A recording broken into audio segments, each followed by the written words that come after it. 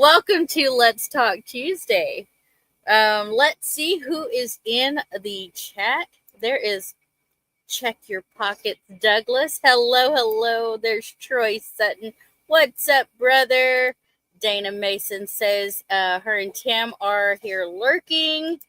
Welcome in. There's Wendy, Hardknack Farms. Hello. JS Genesis Designs. What's up, buddy? There is Tina and Eric at Rainy Ridge. Hello. There's Bowen. Hi, Bowen. There's Rhonda Dodson. Hello. There is Brother Jeff. Rule 2IC. What's up, brother? What's up? Wendy says hello again. That jumped. Oops. Lori Carp. Hello, Lori. There is New Horizons Above and Beyond. Hello, welcome in. Brother Jess said, I'll be lurking and listening while finishing up my night. All right. Sounds great. Let's see. Everybody's saying hello to each other. Okay, so there's people in, but we got to say hi to everybody. So your turn. Sup, everybody? Right? Go ahead. Do your part. So.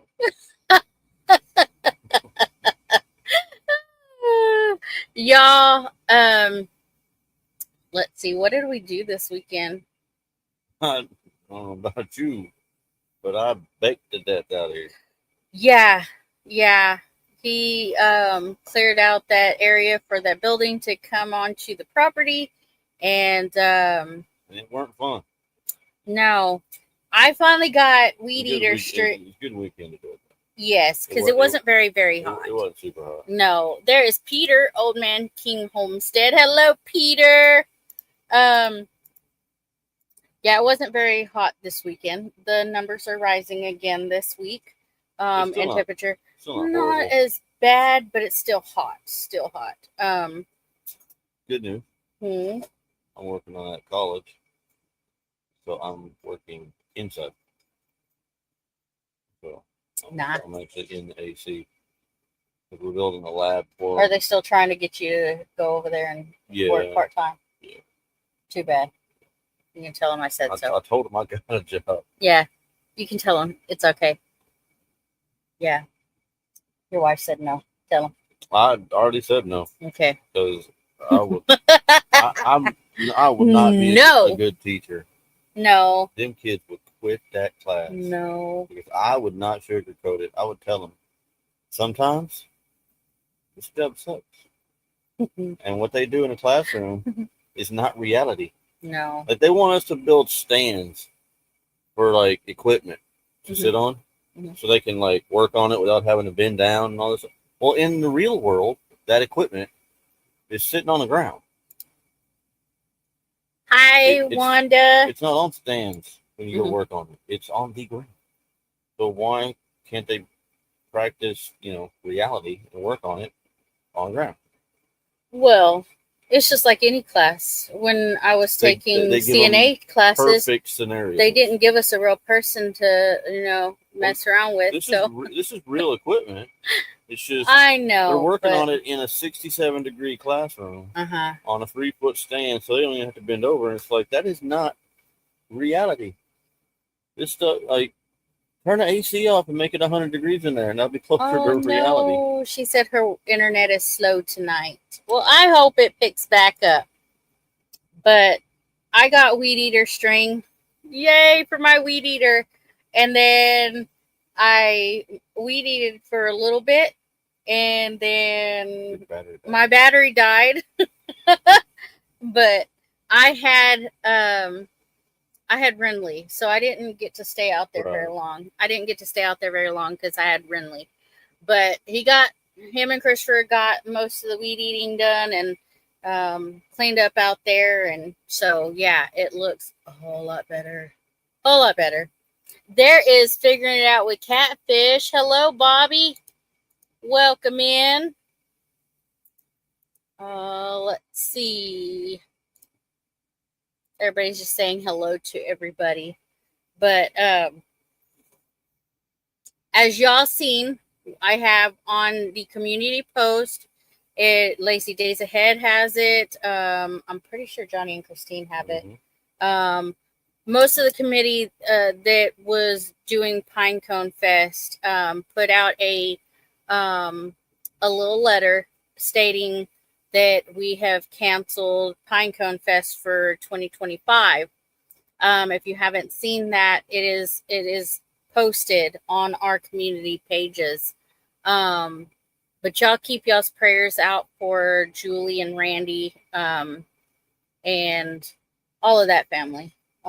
Because it's not just it's not just Julie, but just keep them in prayers, y'all. Everybody. Tom and Rhonda. Tom and Rhonda, yes, all of them.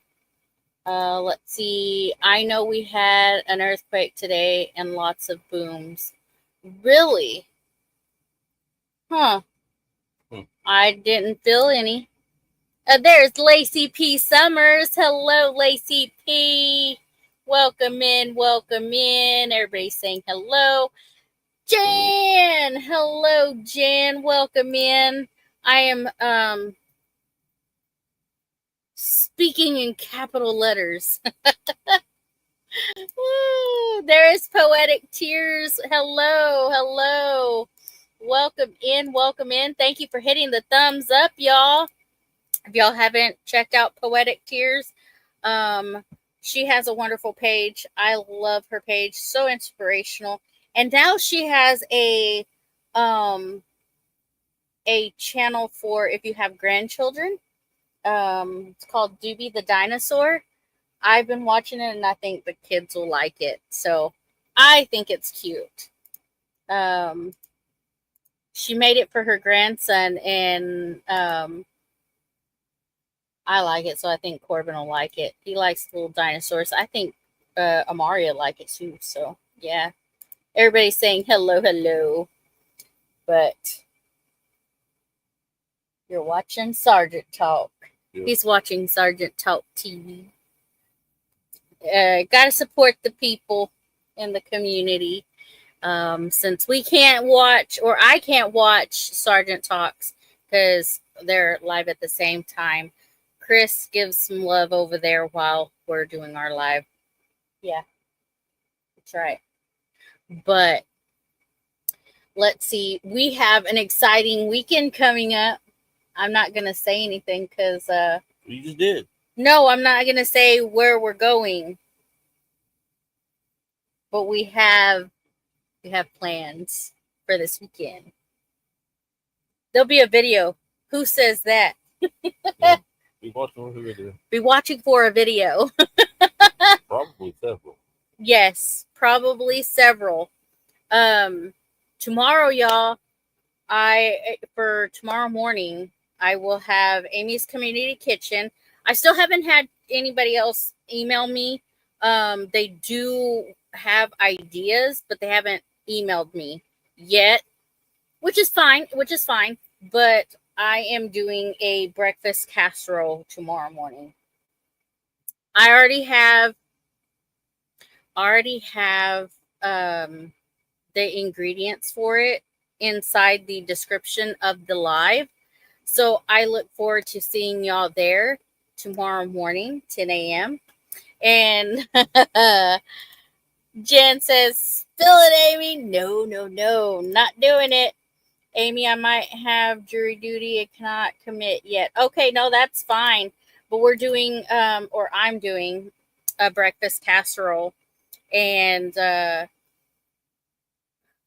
going to do it with my twist on things. I always do it with my twist. Just like, what was it, on Sunday? Was it Sunday that I made my lemon cake? Mm-hmm. Sunday, I made lemon cake. With my own twist because I was looking at recipes and it called for like graham cracker crust and it was supposed to be like the lemon pie filling and stuff. Well, then I was like, well, why not do a lemon cake? Because sometimes the graham cracker crust can be a little too much. So I used a lemon cake, and that came out delicious. There was the lemon cake. I cut it in half and put the lemon pie filling. I spread it around, and then I used two different kinds of pie. No, pudding. Two different kinds of pudding. I used banana pudding, and I used lemon pudding. Mix those up, put that on top, and then put the second top of the cake on that, so it's like layered.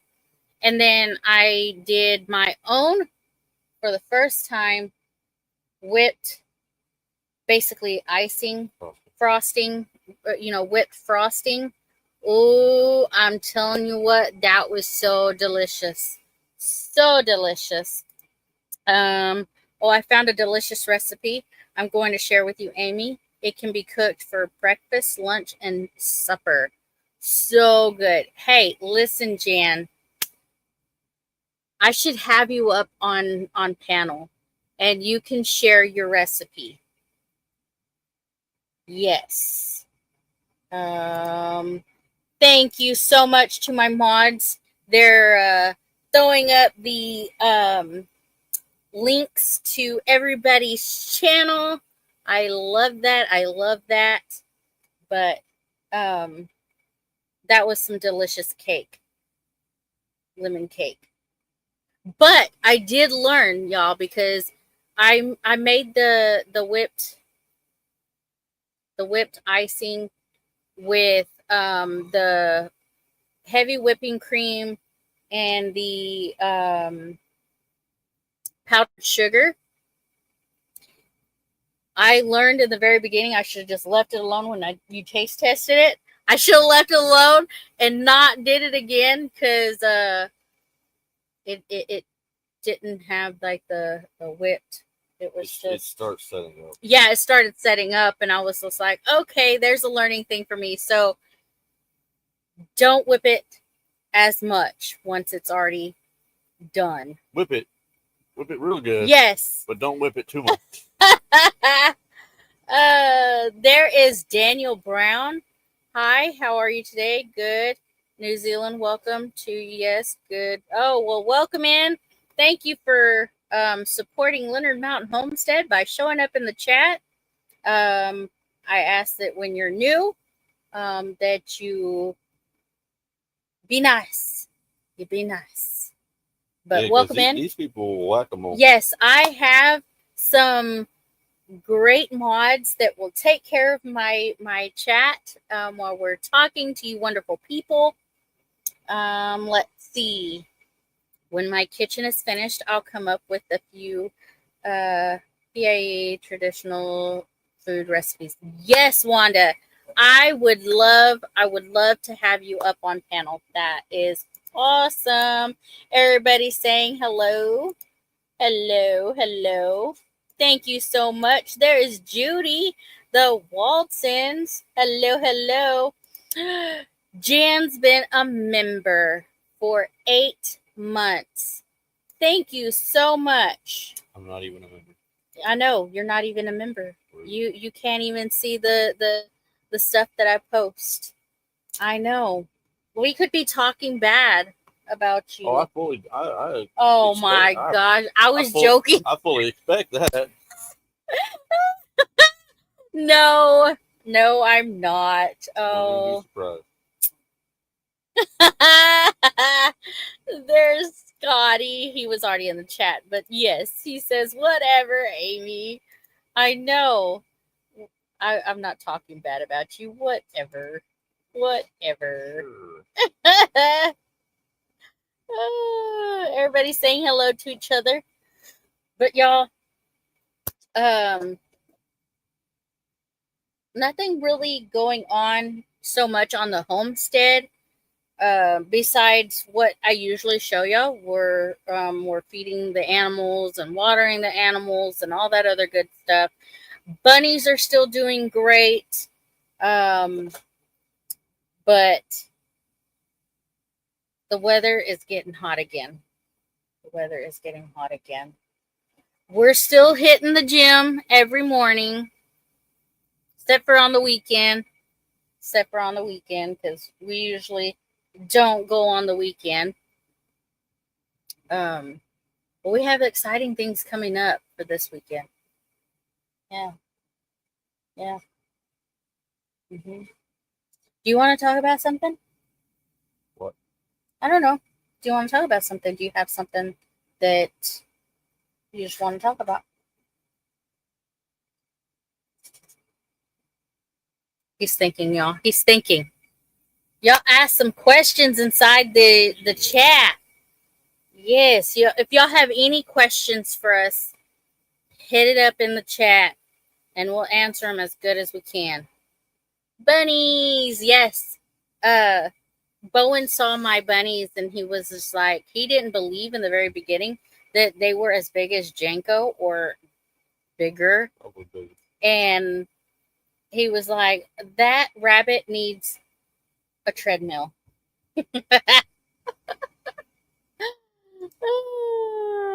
Everybody's saying hello still. Tina said she wants to spill the beans, Chris. Tell us what's next in your homestead. What's next? Well, of course, bring in the building for Christopher. Christopher's building down here. I just came down here a while ago, so it'll be probably the 15th or so. Yeah, somewhere around the 15th that week.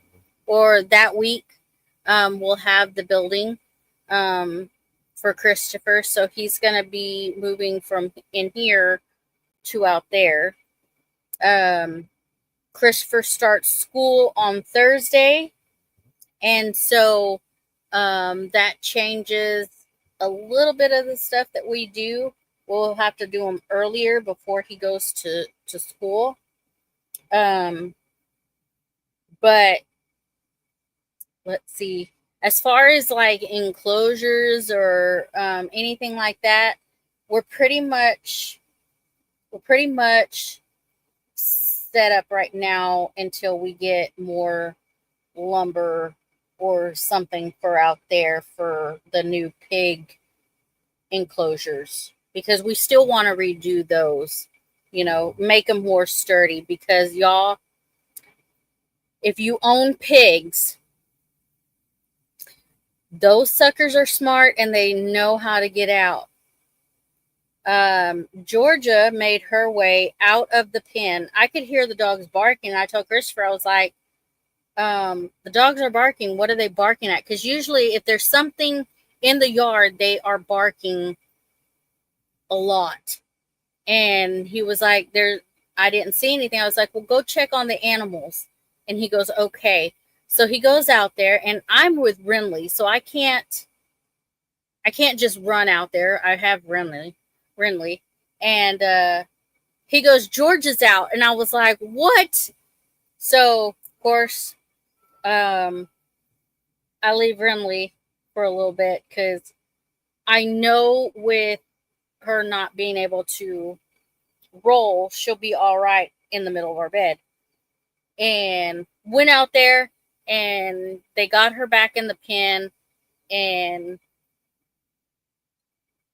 I saw a turkey out, and I was like, are you kidding me? Like, how did this turkey get out? Well, I look at the structure.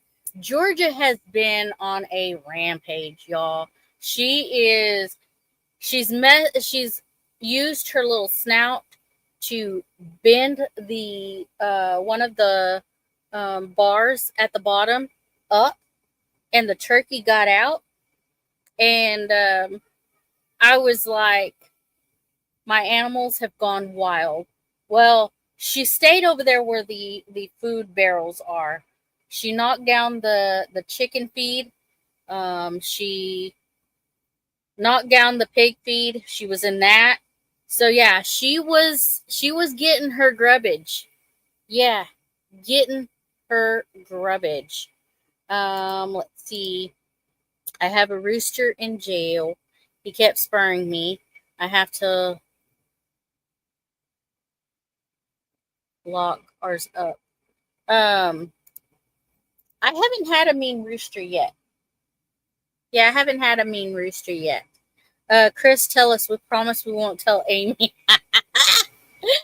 Is he getting a shed to house? Yes. It was so Moses had bought this shed. He was fixing it up on his channel. Got a little bit of flooring in. He got the what do you call that? The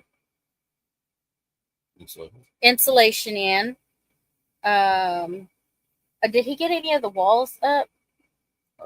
I can't remember if he got any of the walls up, but when it's down here, him and Christopher are gonna go ahead and try and get that completed. Yeah, he got that job where he got that cabin when he was working at the city. Yes. And he had more time, but he didn't have money. Now he's got a better job money-wise, but he's gone a lot. He is gone a lot. So now he has no time, but more money. So now Christopher moved the drum right to be next to his grandma because Debbie's, moving to Broken Arrow. Yes, she'll be moving to Broken Arrow. With her old dude. Yeah. And then now, so instead of grandma being by herself, Moses moved out there next to her. So she'll still have somebody next door. And he just don't need the cabin no more because now he's got the house and drum right. So he's like, Christopher can finish it. Yeah. So we're going to pull it down here. And Christopher can move in there. Yep. Christopher will have his own space. Yes, they are great escape artists. And just like our pigs did the same thing. Little piggy. That will make good videos. People love renovation. Yep, they sure do. They really do. We'll see. She pushed so if she hadn't been able to push the side and break the wiring, I think the way that y'all did it, because y'all have more of the T-post, surrounding Georgia's pen. That's how she escaped, so yeah. But I didn't grab the camera, y'all, because like I said, anytime something like that happens, I never have a camera on me to say, hey, look, my pig's out. But she went on her little jolly way, and then now she's back in her pen and she's doing good. So let's see. It smells like smoke out there. Uh-oh. Oh, I do know that I don't know how close she is to what was that? Manford. I think Manford. Yes, there's somebody's property that was on fire in Manford. There's Tony, our cabin in the woods. Hello, Tony. Let's see. There's Tony Walsh. Hello, Tony. Both Tonys are in the chat. Woo woo. Let's see. Wendy, I'm in Canada and can't smell smoke, but the fires are 400 kilometers. 4,000. Oh, wow. Let's see. Everybody is saying hello to both Tonys and everybody in chat. That is awesome. I'm keeping up with chat tonight. Whoop, whoop. I am, even with all the questions and explaining on my wild animals. But speaking of wild animals, the other night I was out here and off in the woods to the west of us, near turkeys. And they were not our turkeys out here. They were out there. So I'm thinking your turkeys that got loose are doing just fine out here. Probably. So we do have wild turkeys. Yeah, we have wild turkeys out here. That's what these are. Anyway. Remember, 2 of them were... No, they weren't wild turkeys. We're not allowed to have wild turkeys. They were, what are they called? The ones you got from Jimmy. No, they weren't. Were the same breed. Well, they were the same family, but not. I understand they weren't he wild. hatched them and all, but I'm saying we didn't capture turkeys. We hatched them. Yes, we have grandkids here, and I'm playing watch 2 channels and kids at the same time. Right. Yep. He's yeah. Chris is watching the Sergeant Talks as well. They are wild turkeys. They're not wild because we're raising them in a pen. I get the definition wild, but they are the same breed. I know, Miss Evelyn. I will call you after the live. I've heard that before. I know, but I did call her after the live here. I know. She said she forgot. Okay, so I was heading home and I gave her a call and I told her I'm always calling her trying to, get everything off my chest and stuff. So Sister Evelyn, thank you so much for being there. Because yes. And then I was talking to her and I was losing her. And I told her, I was like, I'll call you when I get to the house. Well, then my phone has been going off. And, I didn't call her back. Rude. I feel so bad. Rude. I know. So rude of me, sister. So rude. Why y'all put up with this rudeness? I know. I know. I'm so rude. I'm so rude. You're so rude to leave me.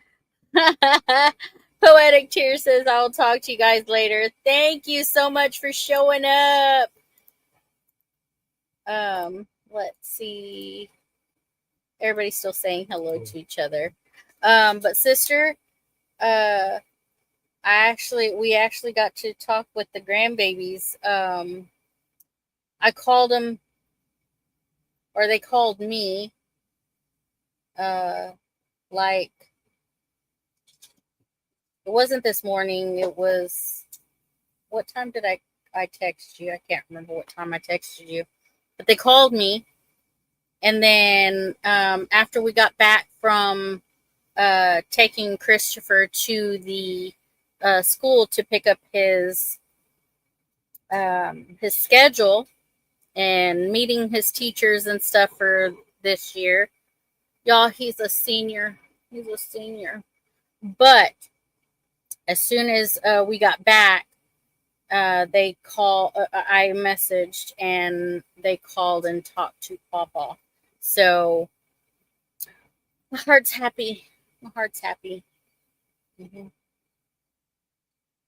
Yep, because I got to see my grandbabies. You should have seen the smile on Corbin's face, though. As soon as he saw that, when my picture come up, his face was just, Gigi. And then he started asking, where's Papa? Where'd Papa go? And I said, Papa's at work. And then they hadn't seen my mom. So he was like, where's Grandma? He calls her Grandma. Instead of Grandma, he calls her Grandma.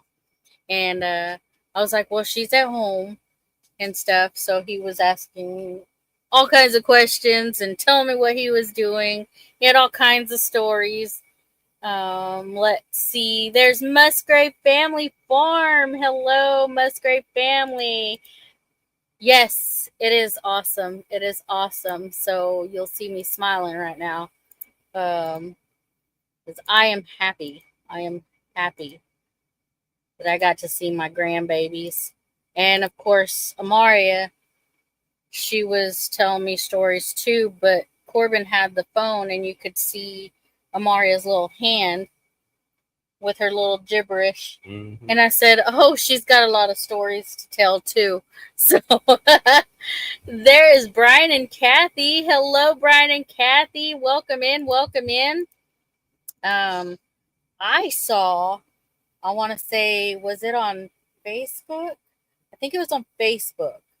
I saw that y'all are having a little planned trip next year. That's exciting. That's exciting. Are y'all having snake problems like my other Okie family? We have not more than normal. No, but what we do have problems with is scorpions. Yeah. Yes. Yeah. Christopher found another one inside his pants when he went to go put them on. That's a bad place to have. Yeah, he got him on his knee. Yeah. I got home from the gym and he was like, he put his foot up here and he points at his knee. He goes, I got stung by a scorpion. I was like, oh yeah? And he goes, yeah. He goes, I didn't think to check my pants and I put those suckers on and it got me. And I was like, oh. Every time I hear something like that, I can just, my face starts hurting again. My face starts hurting again. It's like 3 or 4 years ago. Yeah. Let's see. Everybody's saying hello, hello, hello. Empty nest here. I miss having kids at home.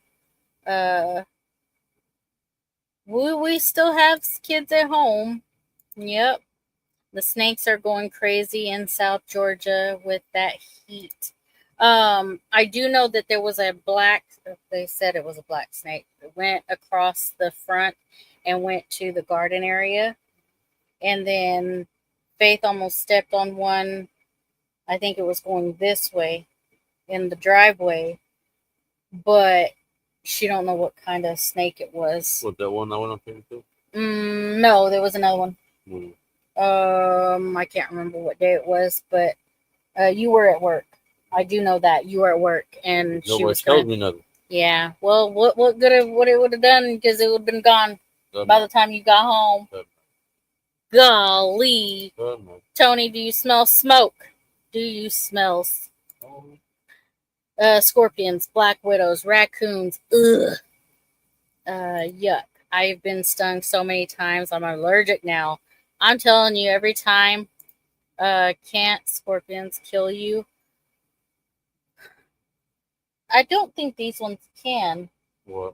Can scorpions kill you? Not these. These are just I don't think these ones these can. Are little rock but they do hurt. It's like a wasp. Yes. It just hurts. It hurts so bad. It's not nothing serious. I was laying in bed one night and I thought it was my hair at first that come into my face, and I went like this, and it got me. Well, yeah, because you drug it. Yeah, I drug it through my face, and I jumped up and I went to crying, and I told Chris, I was like, my face. So we headed up to Meemaw's, and they took care of my face. But oh boy, when I see a scorpion, I get scared. Here in Mississippi. Oh, she's in Mississippi. Oh, so good to see you. Don't mind snakes as long as they are not venomous. I don't like snakes. Well, the problem is, I don't like. 3 of them around here are. We got the copperheads and pygmy rattlesnakes and the water fox. You mean Faith jumped out of her skin and screamed like a girl and ran? Yeah, when she came in, she was like, I almost stepped on a snake. Okay, well, where is it at? Christopher went out there, and by the time they went back out there, they couldn't find it. It was gone. Yeah, it was gone. We have no scorpions, no snakes, no bears, no deer, no moose, no dangerous animals here. What? Where do you live? That sounds like no fun at all. Golly. A ringneck snake got in my house a couple weeks ago, and I still haven't figured out how it got in. If they want in, they'll find a way in. Not our scorpions, but the sting is awful. Yes, it is horrible. So when I got stung, oh, and then Christopher tells me about, how he got stung on the knee. It's just my face automatically starts hurting. I don't see Jovita in here. She's not in yet. I know. Where is Miss Jovita? I should message her. I have her phone number. Maybe she's busy. Prince Edward Island. Ooh. Everybody's saying hello, hello, hello. But yeah, I think, I don't know how many copperheads have we seen so far. Like since it started warming up and all the other good stuff. Not a whole lot. Probably not as much. Not as many as good. Obita hasn't been in chats lately, praying she's okay. Oh no. Yeah, I'll send her a message and ask her if she's okay. There is Lori's prepping for heaven. Hello, Lori. She says hello, everyone in chat. I messed her up yesterday because I told her about the community post and she went to go look for it. And then I said, can you please pray for Julie? And from her that. And she went into trying to find her list. She got behind on chat and I was like, that was my fault. That was my fault. I'm sorry. Let's see. I chatted with her in the Rambling Peaches chat last night. Oh yeah, she's good about being on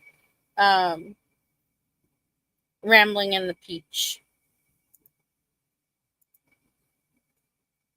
No, I cannot be yawning already. It's only 36 minutes in, y'all. I cannot be yawning. Duck crap. I know. What is that? Yeah, she's in Carol's live a lot.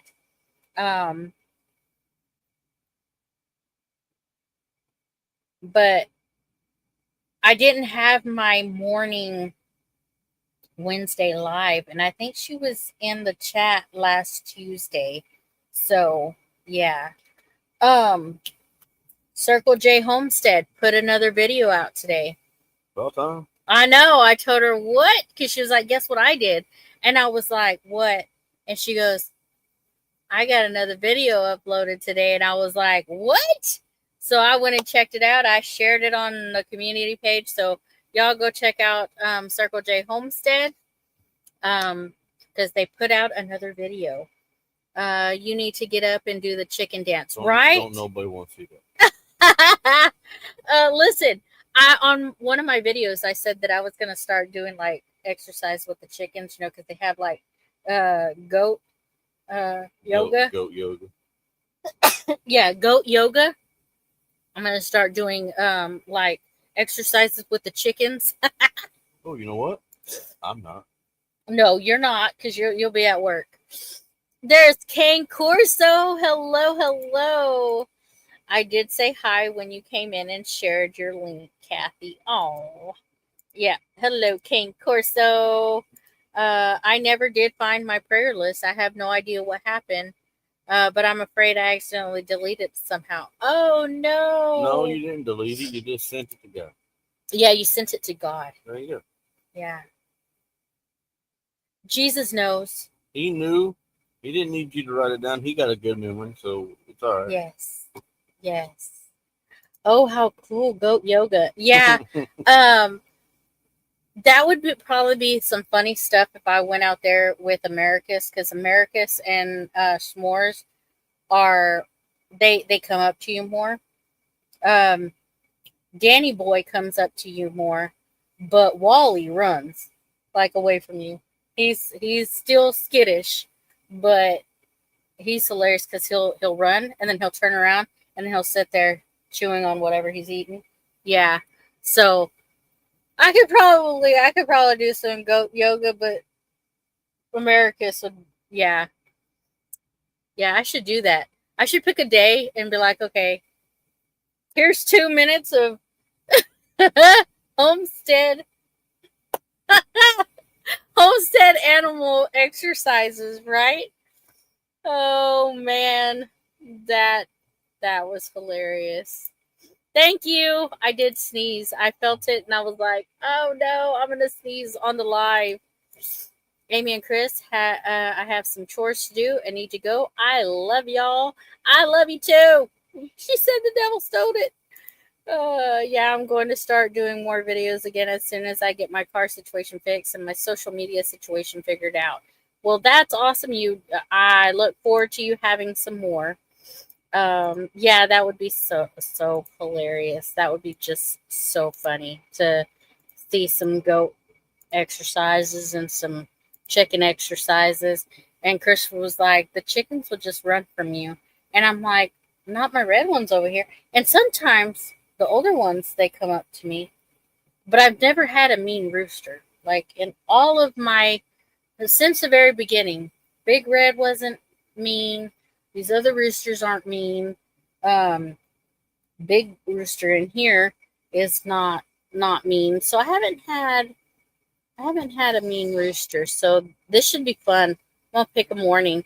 Y'all just look out for those, cause I'm serious. I'm gonna start. Hey, listen, that would still be part of Homestead because it have my animals on there. Ooh, I could get in with Diesel and do some like running around because he'll chase me. I'll bring the red handle. I just won't put slides on. Yeah, put real shoes. I'll put real shoes on when I get in with Diesel. Real shoes would be nice. That would be cute. Yeah, that would be so hilarious. Maybe like shorts or something. Well, if you have food, they'll probably dance with you, right? Didn't you tell me the recessed watermelon is still available? Oh, she's talking. We haven't. Oh, we gotten quite a few live streams out right now on the channel. We're going to be doing more live streams here in the future. Nice.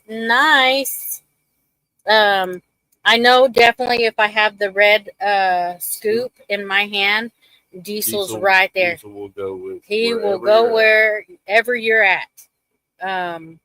Ask me how I know.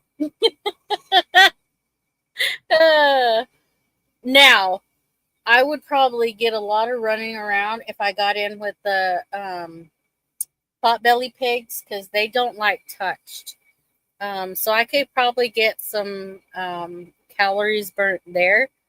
Reaching down, trying to catch them, that would be an exercise right there. All the ideas are flying. Woo! Oh man, that would be so funny. I'd probably do the same with Georgia, but Diesel, I know Diesel is the one that he knows that red scoop. So, yep. Let's see. So that's something that I could probably do. Now, I say we, but it's gonna be me because you ain't gonna be doing no exercises. He works out enough inside the gym. He's like this, and at work because we go from the gym, or he goes from the gym to work. So he's already been doing exercise and then goes and does his work. So it's great. Hardneck Farms, I don't think so, but if it is in others, depending on where you live, Lacey's laughing. I think that would be cool. I'm gonna go ahead and share the link. So if you want to come up, you're more than welcome to. And I'm gonna say, hold on, y'all, because listen. That don't make no sense why you can't do that right there. It is so cute. I know. Diesel's Fitness Farm. Oh, that would be so funny. I should name that when I go in with Diesel. Diesel's Fitness Farm. Yes, because it would definitely get some fitness in. I know. I don't know why I can't just pin it there, but it's not. Yep. Goofy. Hold on, y'all. I'm trying to pin that link there. Pin message. Yay. Let's see. Oh, okay. Yeah, she says she thinks she got your channel mixed up with someone else's. Let's see. Hold on. Exactly. Hold on. I'm trying to think because my mind's going like, I don't know. I call them brain toots. I did. So is it wrong to say fart on you? No. Okay, good. No. Well, that's what I call it. Let's see. So how was y'all's weekend? Because we talked about our weekend. How was y'all's weekend? What did y'all do? Like, we want to know. We want to know. Are you? It's your fault. Did you do that? See, I told you. It's your fault. It's your fault. It is so hard, y'all. I know y'all are used to like the 3-hour lives and the 4-hour lives and stuff, but it's like it's so hard lately because we start talking and then we answer a few questions, but I guess it's because I don't know. We're used to people coming up on panel, and there has been a few come up, but we haven't had a long live in a long time. Auction, then Tom worked me so hard on the farm this weekend. Hey, I know how that goes. But your garden is looking so great, Wendy. Mine. And no, my garden is a no-go this year, y'all. I was part of the survival seeds, and then my survival seeds just did not survive. It didn't survive at all. So that's why I haven't put out a update or anything like that on my garden, because it just didn't happen this year. It just did not happen. Let's see. In my jammies. Darn phone dying. I've been watching on TV till it charges some. Okay. We spent most of the weekend in the shop taking advantage of the cool weather. And it felt so great this weekend. Yeah, I'm considering putting my nickname in after the New Horizons Above and Beyond. That's cool. Thank you, but the critters got in and did some damage. I cried. Oh no! There's drops. This guy has survival seeds that actually germinate and work. Well, hers germinated. Yeah, mine germinated. Outside and left them, and they just. Yeah, it rained and it got to my seeds, and I just didn't go back out there. I just didn't, and I have so much. I have other things now that I can add to my garden, like But the one thing your garden lacks is soil. No. What? Somebody to tend it. Oh my gosh! Yeah, stop. I know that is true. I mean, that's true. The biggest thing. That is the biggest thing. You have to go out there and tend to your stuff. Yeah. I just didn't. I didn't do it this year. I didn't. It rained and rained and kept raining. Yes, it did. Yes, it did. And y'all, this yard is it's getting better. It's getting better. But well, over here, on the east side of the house and the north side of the house are pretty okay. Hey, it's getting better. That's the north side. Yeah. That's the north side. That's the east side. The west side. Nah, we don't want to talk about that. The west side, the forest is kind of encroaching on our yard. Teresa G quits. Hello, and then the rain quit. Yes. Johnny's right. Johnny said we're never more than 2 weeks away from a drought because it can rain for every day in the month of April. We can have a record-setting rainfall for the month of April in the last 50 years. And then guess what? July rolls around. And it's like the Sahara out here. You have the ground cracking open. OVP! So, I mean, hello, OVP! You can't win for me. No. But it is getting better. And now that I have weed eater string, now it won't do this stuff out here. No, weed eat too. That's you, especially with snakes and stuff. Absolutely not. What the but weed I'll get over here. For. You see the snake, you turn the weed eater sideways. Nope. Absolutely not. Nope. I'll let you do it. Stupid lawn boy ran over my water hose. Had to dig a new one out of the shop. Oh no! Oh man, no. I feel bad for Johnny. His hay burning up. Yes. At least it was just one load. Yes, at least it was one load. A field or something. Yeah, and I'm glad that Johnny's okay. That's the most important part, is that Johnny is okay. And nothing that can't be replaced was ruined. Like, the hay burned up, but at least his trailer didn't melt. He has to repair it, but it's fairly decent repair, and you don't have to buy another, thousands and thousands of dollars worth of trailer all over again. Hi, Lynette. Welcome in. It could have been way worse. It could have been way worse. He lost 9 bales of hay. That sucks. For sure. But he could have lost the trailer. And like he said, if he had hauled it the way he used to, with the flatbed and the 12 bales, the old trailer he used to haul on, you had to stack them with the tractor on there, he couldn't have dumped that. Nope. And if it had been that trailer, it would have took the trailer and probably the truck. Yep. So, I mean, it was as least destructive as it could have been. It could have been the hay and the trailer and the truck. It could have been way, way worse. Yeah, the bearings out of one of the tires on the truck caught the hay on fire. Was it the truck? Yeah.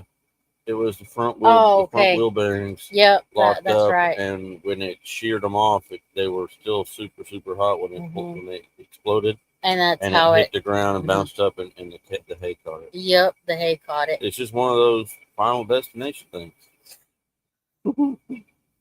Y'all, I am one of those people that I've watched Final Destinations, the movies, and I can't watch them no more. But anytime you can put your hand down, because I'm still talking. Oh, wait. I cannot get behind vehicles or big trucks that have logs or big stuff sticking out, lumber sticking out high. I just won't do it. I won't do it. I slow down. I move over to the next lane if there's a next lane. I don't like being near or behind something after seeing those videos. Won't do it. What? You know that part of the movie where the electricity is flying around and the cable is hitting the car and attacking it? Electricity don't work that way. Once it shocks and hits the ground and shorts out, guess what? But it pops a fuse and it dies. They don't sit there and jerk and flip flop and act all stupid. I know. Sorry, that don't work. But that way. Trailers with logs, it actually happened here in Oklahoma. Gravity is a thing. I understand. I get scared being behind those. Yeah, Well, remember that happened to my neighbors. They lost a trailer in the truck. The big gigantic tube, like that 10-foot round tube. Big metal tube on that flatbed trailer, that semi. Well, the chains popped or whatever, and it fell off his trailer and hit the median, the K rails on the median side, and turned sideways and blocked 4 lanes of the highway. Remember? I saw that. That's a bad day for everybody involved. Well, don't they do a pre-check and maintenance on the vehicles and trailers? They do, but I don't know. Some of those stories that you hear, it actually happens inside real life, except for the electricity, you know what I'm saying? But yeah, there's there's not a really great way to do a pre-check on bearings in the wheel. Yeah, absolutely. You'd have to jack it up, and bearings can go out that fast. Yep. Yeah, they can be fine, Things and then just happen. just Yep. lock up. I think Drops might have been talking about the semis you're worried about. Yeah. Like they do pre-trips all the time. You would think. Well, I mean, hey, you can do a pre-trip just fine, and then be driving down the road and the back tire blow out. Like, yeah. I've seen tires on fire. Crap happens. Yeah, it's crazy. Like, but I won't watch the Final Destination movie that they just came out with. They're not that great anymore like they used I won't to do be. it. They keep remaking the same stinking 8 movies for the last 40 years. Yep, I drove my own semi hauling steel coals for 5 years. Wow. Coils suck. Ooh. They're hard to strap down right because you can't just throw a strap over them because they're round in 2 different directions. They're just weird. You have to chain them and do like a weird front pull, back pull thing because coils, they're just weird. Another person I haven't seen in here is Jennifer Ocean Homestead. And James Hall. And James Hall. Life happens. I know. Paul Case. Well, he's probably doing something on his farm. Season. Mm-hmm. Coal sucks because if you jackknife, you're gonna roll. Oof. They're top heavy. They're just, like I said, they're just weird. They're awkward. It's just, yeah. She might be moving. James was here. James was here? I don't remember James being here. Well, going that fast, you ain't gonna see it. Good Lord.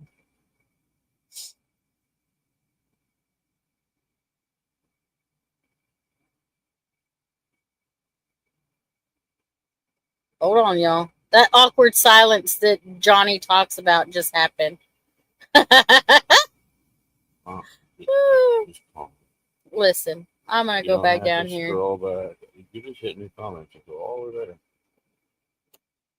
Yeah. Meow. Okay, let's see. Oh, there. Where's my bestie Paul Case? Yeah, Jennifer might be moving. What up, turkey butts? Hi, Dale. Hi, Nana. I seen James last night. Where she's packing. Oh, it's Dale. Oh, no. Let's see. James sent Jessie a frog text this morning. LOL. She wasn't impressed. I bet she wasn't.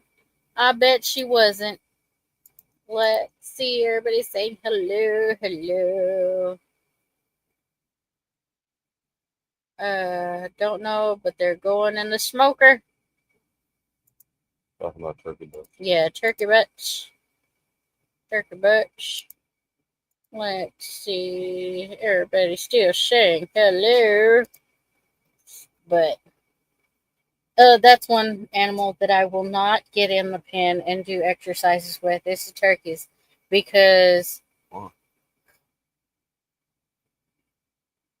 it's a small enclosure and they like to flap their wings and go. Because they're scared of you. That's the whole point. I'm scared of them too sometimes. Why are you scared of them? All they're doing is running away from you. No. Absolutely not. Absolutely not. That's when y'all will see me. Snakes. Ooh. Oh, that guy that Johnny shouted out, Faithful Farms or whatever. Yeah. Did you see his video? Were you with me when I watched it? He was talking about check your drawers inside the toolbox before you just reach your hand in. There was a snake inside there. Yeah. He would have been a goner. Because it was a poisonous snake. Just because you get bit by a poisonous snake well. Does not mean you're a goner. He would have been a goner. I finally stopped and got fast food. Taco Bell is getting revenge on me. Oh, that's why you got Taco Bell. That's horrible. That's horrible. I could have told you no. Drops. How many times have you been in a live? Don't do it. And me say that Taco Bell is not real Mexican food. It's not real food. Like, it's gross. It's not even real It food. will send you to the bathroom within seconds. I'm kind of scared of Amy too. Whatever, Dale. I see no reason why. Good night, Lacey. Nothing and scared of turkeys. Oh, right? Oh no, Taco Hell. Right? That's just, yes. That's just not good. But I was hangry. Well, this is what you get. Now you're paying for it. Your stomach is hangry. Yes, you're paying for it. You're paying for it because you ate Taco Bell. I'd have went anywhere else. She is all sporty spice now. What? Sporty spice. Well, if you would have heard in the very beginning of the thing when you were talking about I asked you about the college, asking if the college was still trying to. Yeah. I said, well, tell him your wife said no. not just that. I am not Dale. He was getting job offers for college. I'm not going to go be a teacher. No. Sorry, Dale. I'm going to leave that to you. I don't see how you do it. I would get in so much trouble because they're adults. So it's not like they're like 8th graders. So don't get it all twisted. But they're adults. I'd probably end up smacking one of them in the back of the head. Just dork stamp right to the back of the head because they're adults. It's not child abuse. It's just assault. Yeah, no. And I'm too hung up on reality. And that crap they got going, that is not real. See, some of them are kids' friends. When they beat us, they say that you're scary. That I'm scary. They're scared of you. And that he's pretty cool.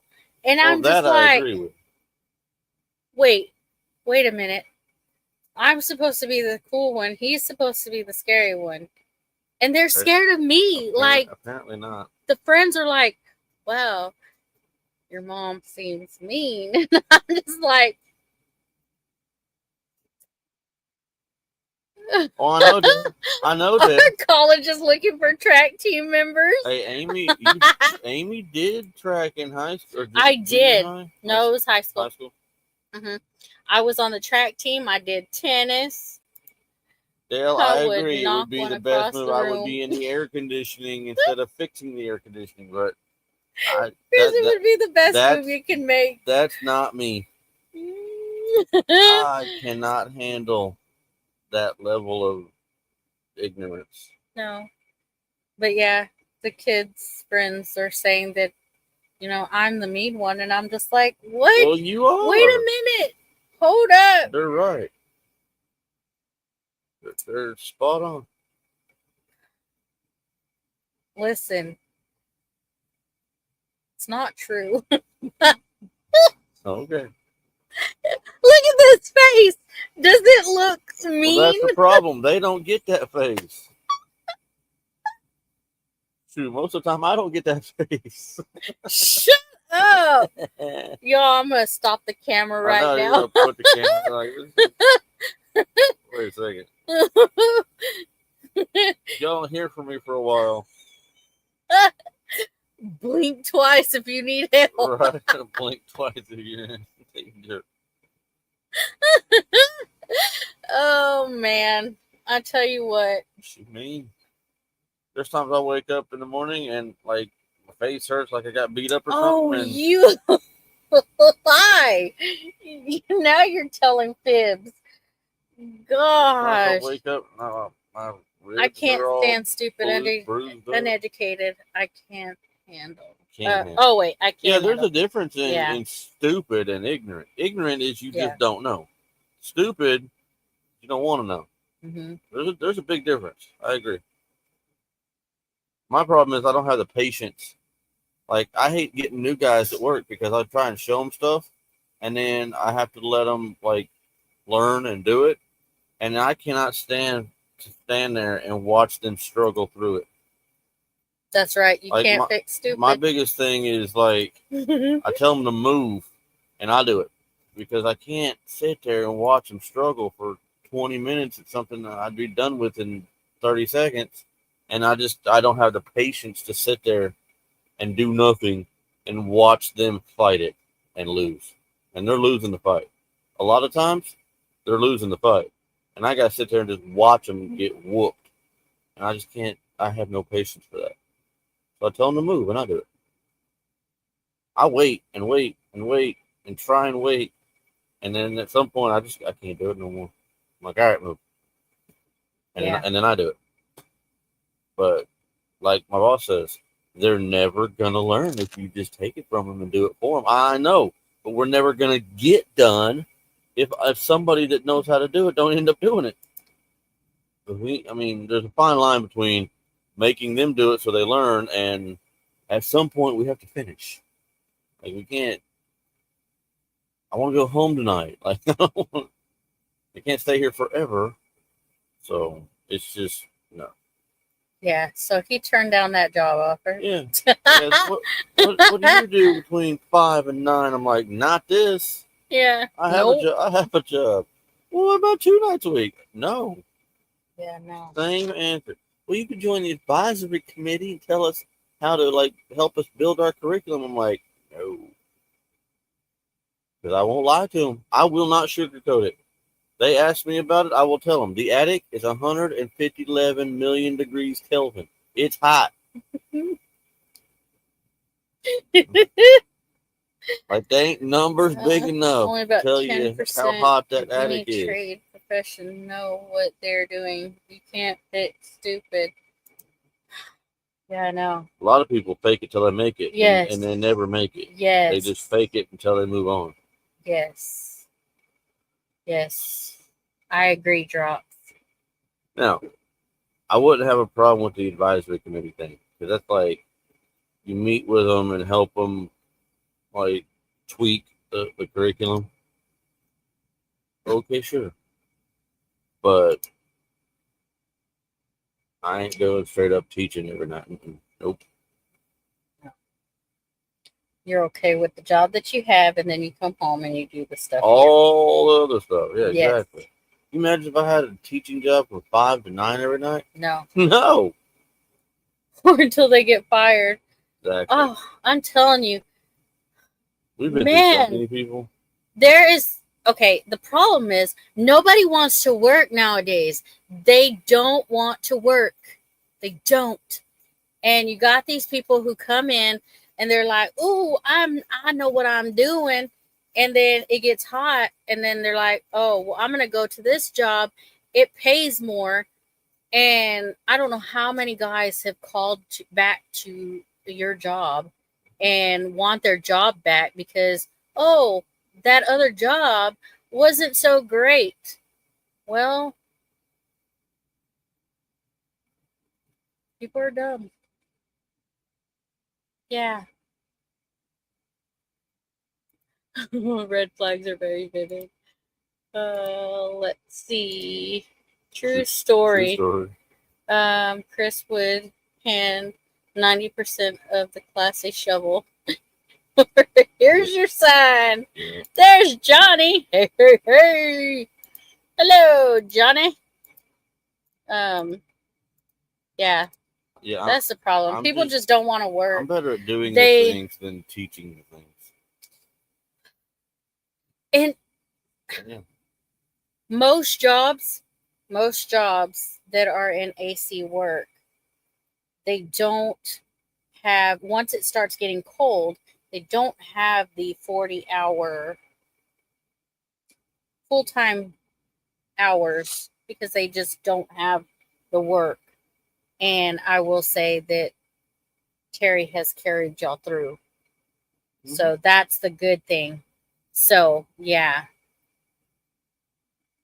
And people just They just don't want to work. They have no work ethic whatsoever. No work ethic at all. Let's see. There's Avid. Wow, walked in and it sounded like you were talking about my company. Right? There's Serena. Hi, Serena. Some people just don't know what hard work is. Lazy. Want everything handed to them. Have no clue what hard work is and how to achieve goals. Yep. Exactly. Like that one kid from Volvo that he flat out, he paid like 20 grand or something. I don't know, to go to school to learn HVAC. He went to school for it, right? Mm-hmm. And then I got him out there working on REI and Outback and Chipotle and all that crap. Mm-hmm. And he said he'd rather be a server. What? He went back to being a server, like a waiter. And I'm not dogging waiters or waitresses or anything else. I'm not. There's a spot for everybody. Like Johnny said, there's a seat for every butt, whatever. But this kid spent 20 grand to learn a specialized trade, and then went back to being a waiter. And now he has student loans to pay the 20 grand that he learned for a specialty trade, and he's going back to. I'm gonna go back to this comment. Albert G's barbecue, and he's a server. He prefers to be a server. Where's it at? Right there. You can't fix stupid.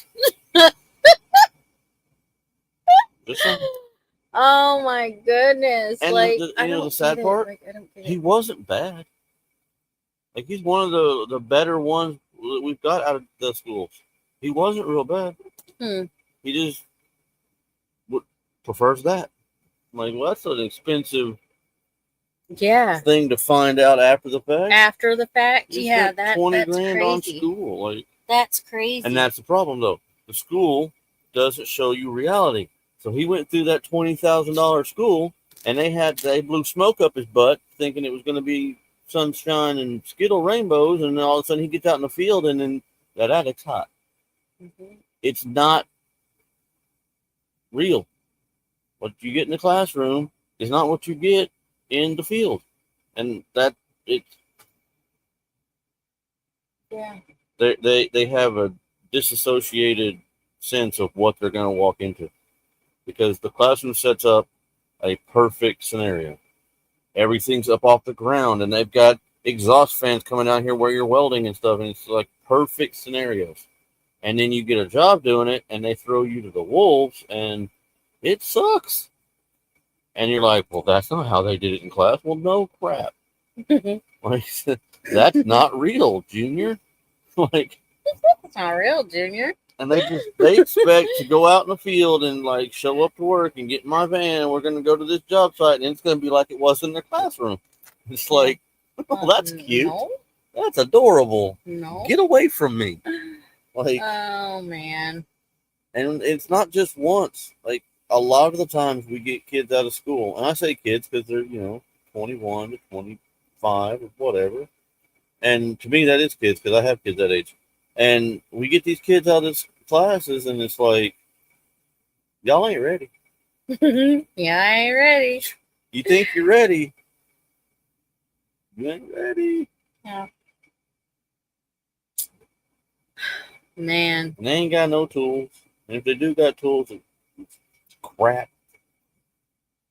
Speaking of tools, hey, Johnny, I've noticed that you have more Milwaukee in your videos. Yeah, I saw some Milwaukee sitting on the back seat. Chris likes that. Yeah. He saw in your back seat that you had some Milwaukee. Some Milwaukee tools. He like you, Johnny. Yep. Sure does. I'm about to get me some more. Oh, really? Yeah, they come out with some new tools. Oh, no. There's some new tools coming down the pipeline. It's what's up. They got a jump box that runs on a Milwaukee battery. So if you don't need another car to jump your truck, truck battery dead or something. So I've got 57 batteries. I can just hook one of them things on there and jump the car.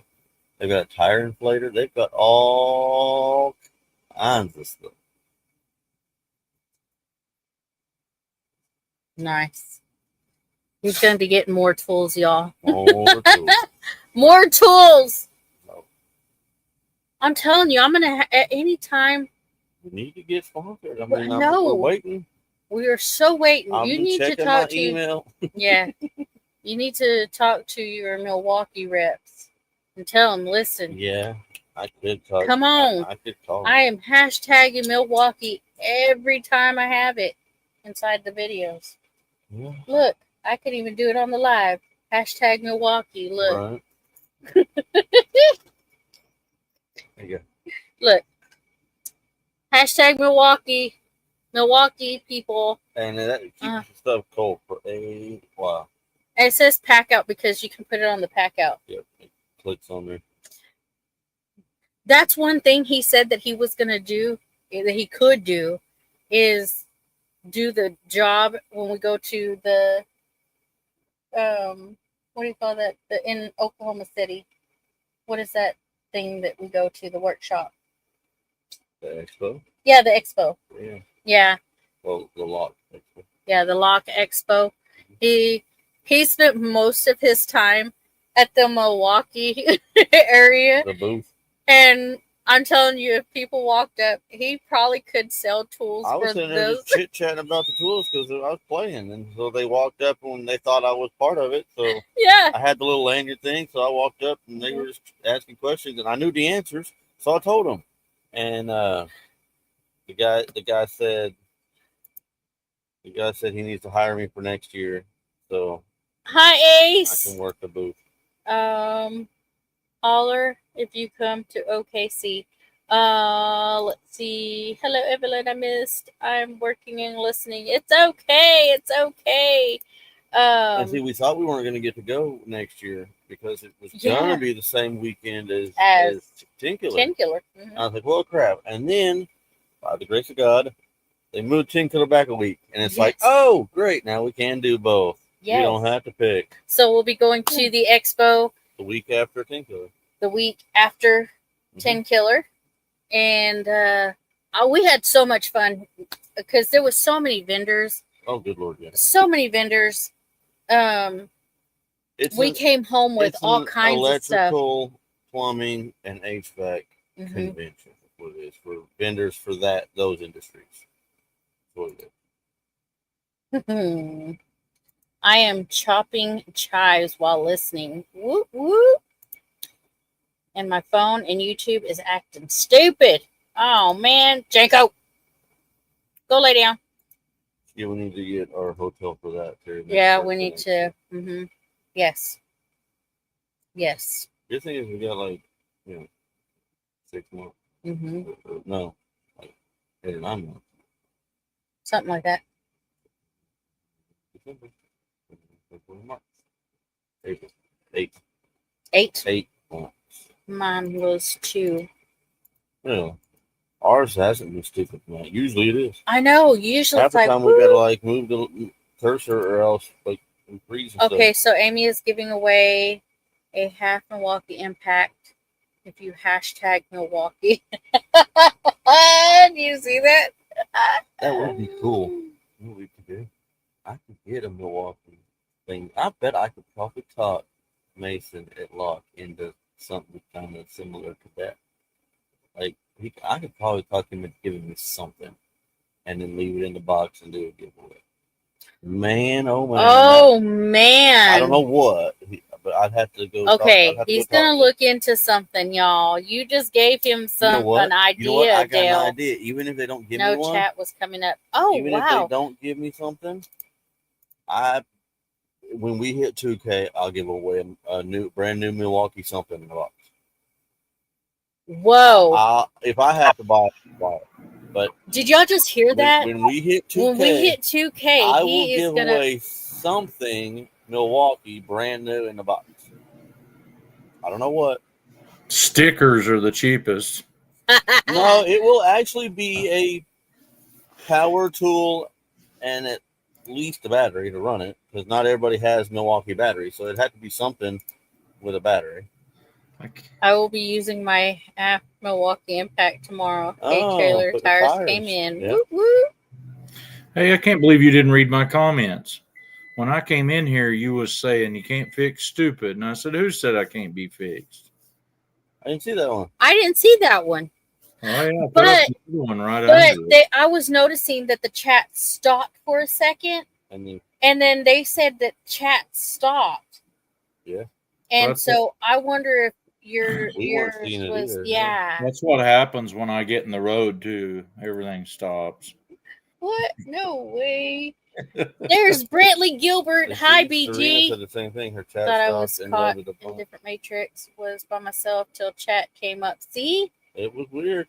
Wow. Okay, that explains why the chat. Yeah. It is goofy. Stop.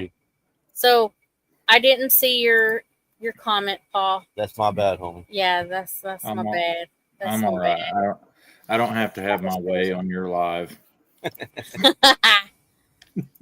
But yeah, you came in at a good time though, because he said that if we hit 2K, or when we hit 2K. Yeah, not if.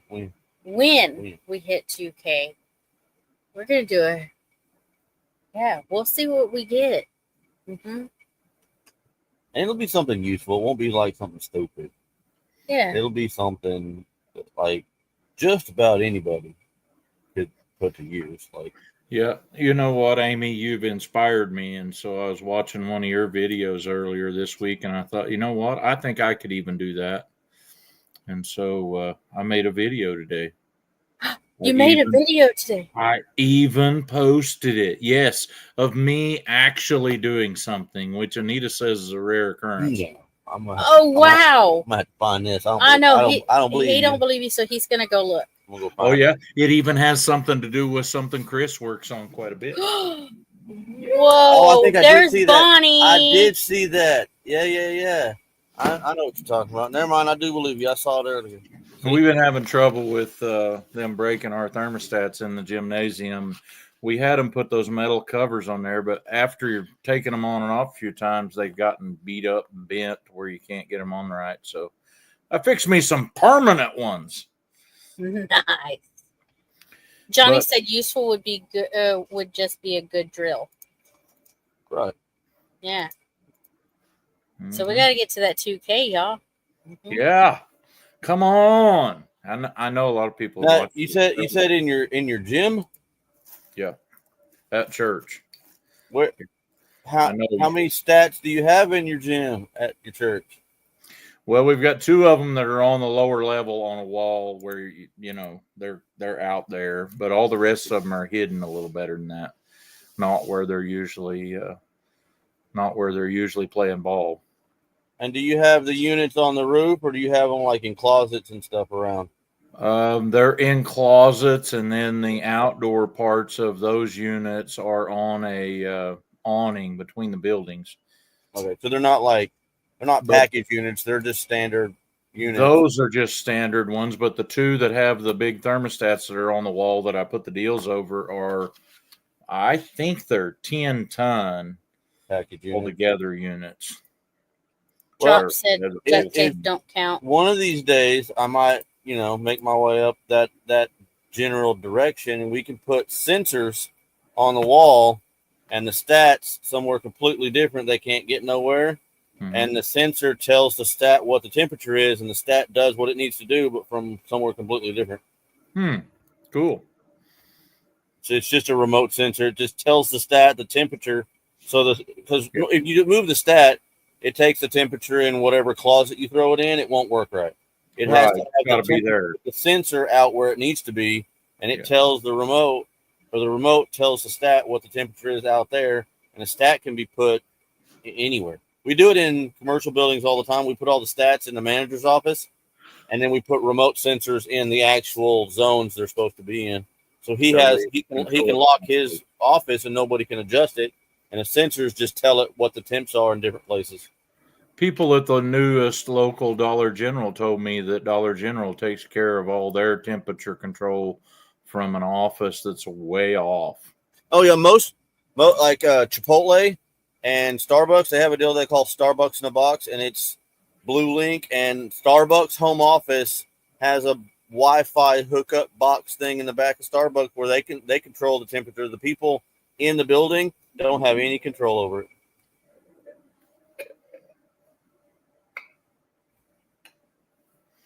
Well, the worst problem we had wasn't control. It was being hit by a basketball. Footballs are really hard on them, too. And it was almost like that's the thing on the wall to aim for, I guess. I don't know. Right.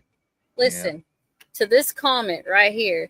In my video I'm putting out tomorrow, I figured out how to get past the folks who tell me I need to be talking in my video while not actually videoing my talk.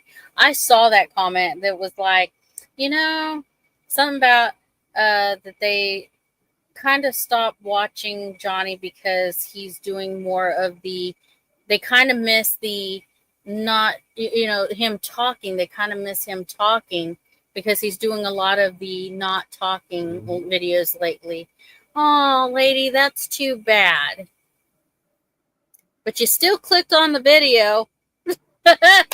Thanks, ma'am, for watching my friend Johnny. Remember Johnny's quote, no comment's a bad comment. Yes. Any comment is still a comment. Laura said she's in La La Land.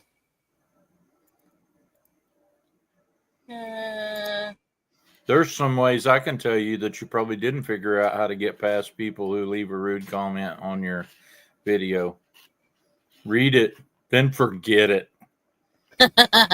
Right?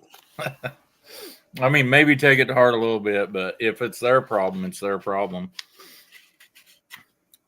Corporate controls heat and air for all Dollar Generals. It's crazy. A lot of places are like that.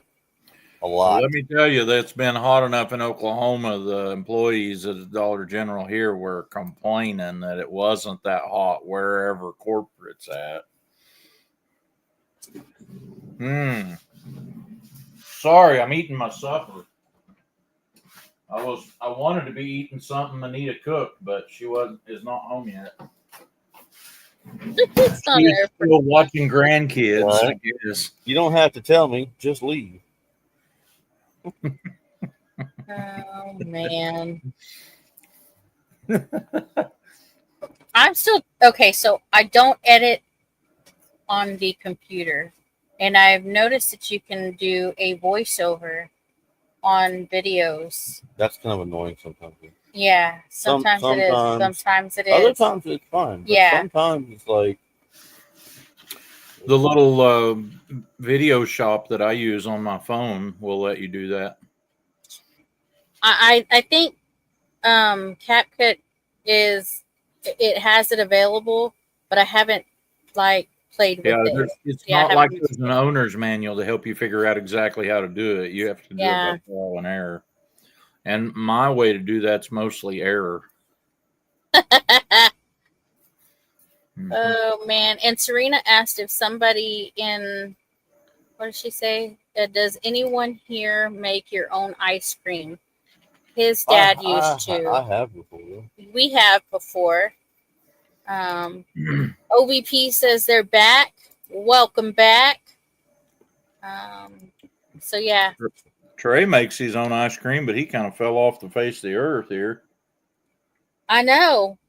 He's been putting out some videos and stuff. Lately, but nothing like before, like quantity wise. No, I think it's when he can. I don't know. He's been so busy. I love homemade ice cream. Yes, there's nothing like homemade ice cream. Yep. Yeah, I've been trying to get Anita to get me an ice cube tray dedicated just to ice cream. And you can actually take sweetened condensed milk plus a little bit of that vanilla plus about the same amount of regular milk and mix that together, put it in an ice cube tray and freeze it. It's pretty good.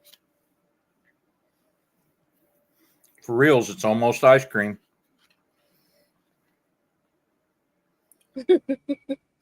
I normally do, but don't have the timer now with the fresh fruit.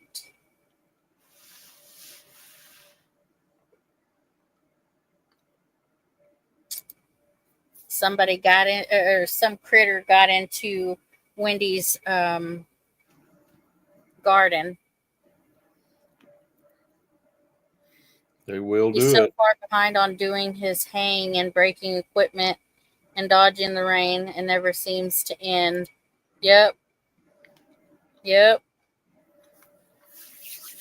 It's always something. What you eating there? What you eating there, Paul Case?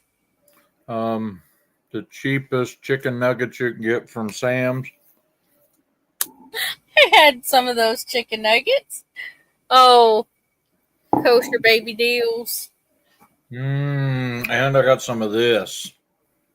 That ain't bad. But I'm going to have to break out the one that's got a little woo-ha! Oh, they're eating everything except the flowers. Oh, man. Oh, bueno. I know. Surprise, surprise. I had chicken nuggets today. Right before the live. That's not a surprise at all.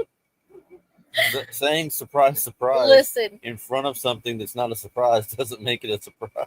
Faith started some them chicken nuggets inside the air fryer before she left, and then forgot that she had them inside the air fryer. So guess what? Thanks, Faith. And you know what? You asked her when she was making it. Mm-hmm. Are you actually gonna eat it this time? Because she always Honey does that. hot. Huh. And she didn't. Breakdowns in the hayfield. I can level with that. That's all we do some days. But I kind of had an off day. I really wasn't feeling all that good today, and so I only went and hauled a load of logs out of the woods, cut it up, and split it for firewood. I went and mowed a patch where we'd had to go around in one hayfield because it was too wet when we baled it.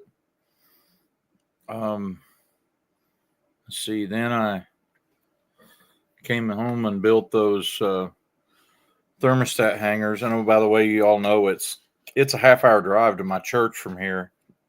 So I drove over there and put them on and drove back home.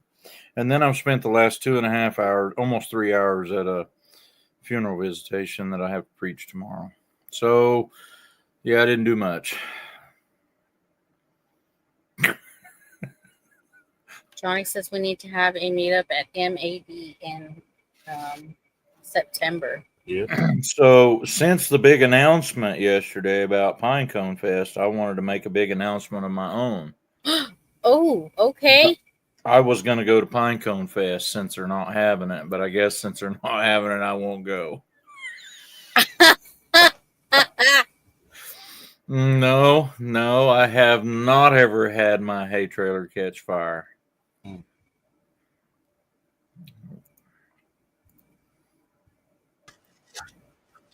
Hello.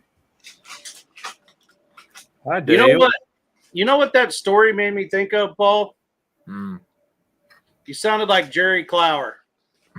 We went and ground a load of feed for dog bread, staked down the fence where an old sow kept getting out, had a rat killing, but we didn't do much. Yeah. I especially like the one where, trying to sell a possum on the 100-car banana train. Yeah. That was hilarious. We don't have him yet. We don't have any yet, but I was just asking if you'd be interested. Hi, Kevin. Hi, everybody in the chat. Hi, Kevin. Hiking with Jackie Boy. Mm-hmm. Yeah. There was a lot of people that were looking forward to Pinecone Fest, but y'all, it is not the end of Pinecone Fest. It is just canceled this one. And Julie and Randy are a big part of it, and they just need prayers. Yep. So we all Yes, we do. decided that it'd be best to cancel it for this year. Because even if the committee took, and I agree with that, I was kind of torn on, I didn't want to let them down, and they asked us if we wanted to, pick it up and take it for them because they couldn't, or didn't feel like they could or whatever. But then I also agreed with everybody saying that even if the committee ran with it without them so they could take the year off or whatever, they would still be worried about it because it's their baby. It is. So even if somebody else took over and ran with it, that doesn't take away their burden of, they're still going to worry about it. Yeah. Like when your kid had a babysitter, yes, they're not alone, but you're still concerned because you're not there. So the best thing is to actually just not have it this year. That way they don't have to worry about, is the committee doing okay, or did they forget this, or did they remember that? It takes all the burden off of them having to worry about it, even if somebody else is doing it. I don't want. Yeah. Hi, Johnny. So it's not the end of Pinecone. It's just canceled for this year. I'm with you. Another Pinecone for 2020. They have enough to worry about without worrying about that. Yeah. Hey. Exactly. Hey. And I like cooking at all the meetups. I like cooking with Tony because me and Tony cook all the time. But half of the fun at Pinecone is cooking with Randy. So I would rather cook with Randy than for Randy. He has all those big old. That's just Pinecone's first one where they asked me to help cook, and that's what got started in going and cooking everywhere. So it'd feel weird to not cook next to Randy. It'd be weird. Well, if you like cooking, Mid America Dragway, man. We'll bring I'll bring the Blackstone. Yeah, we'll bring a Blackstone. We can have a little meetup right there. A little baby meetup. I mean, I think there's like 3 channels right here that I know of that are going to be on there on the panel right now. So if we can get that one up there in the corner to come, get outside of his what do you call it, comfort zone of, it's not tractors, but there is kind of horsepower there. I think you planned that when I start doing extra chores for some reason. Extra what? Chores. That was one of the reasons that I don't go to Pinecone, was because we wean calves right before that. That's right in the calf weaning time. You know what? I got a calf weaning story. I want to hear about it because I heard about a lot of racket around where your cattle were at. Yeah, I got a text right during our live. Cows are going nuts over there and everything. Well, I guess I'm not weaning right now. I thought I was, but I'm not. Because I went over there the next day, and those calves, they had squirreled their way through everything and gotten back with mama. They had,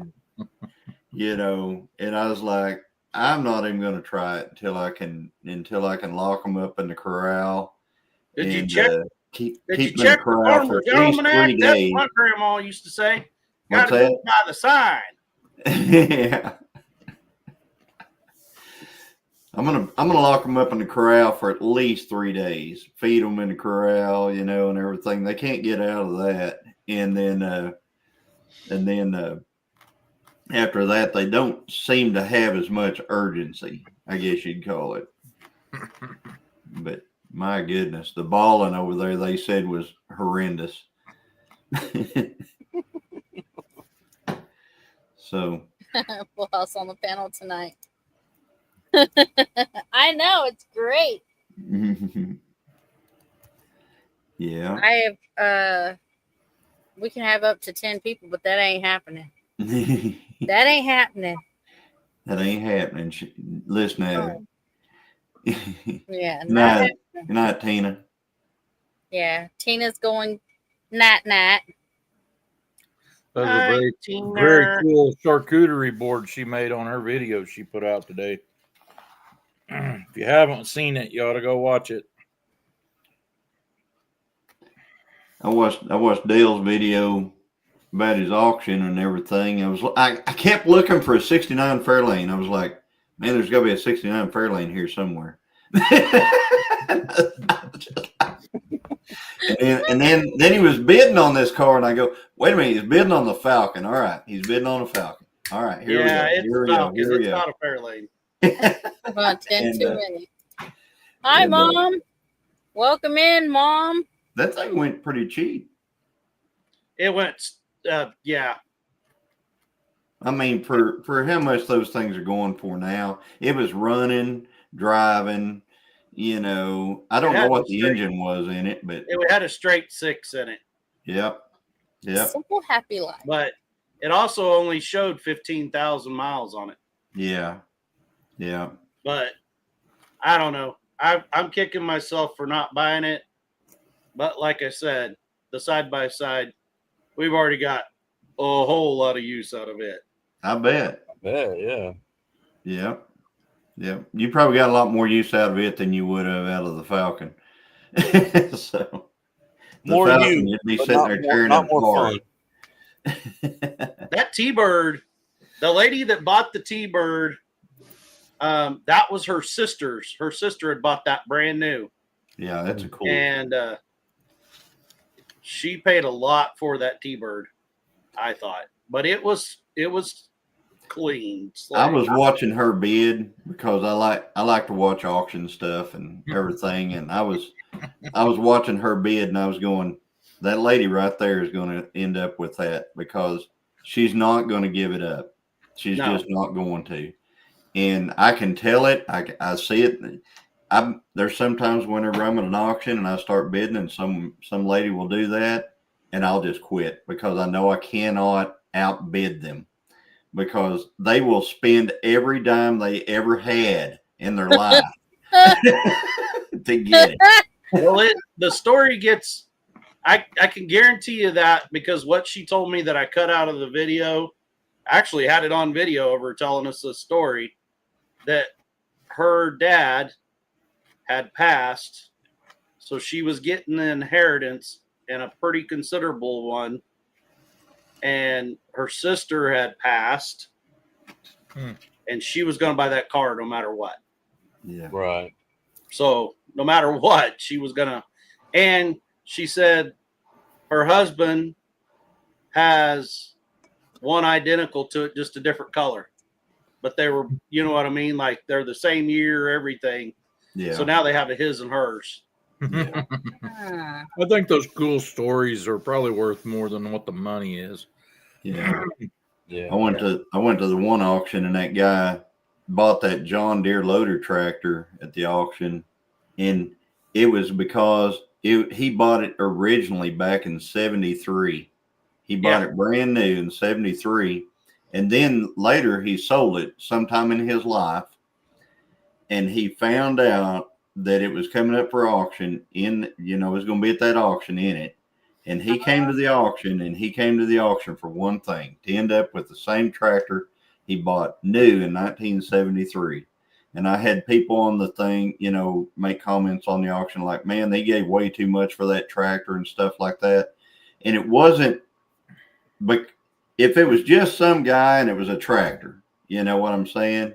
You could think like that. But in his mind, he would give more. I mean, I talked to him. He said he would give a lot more. It wasn't just to tractor get to him. His tractor back, because that tractor, it came with no loader when he bought it.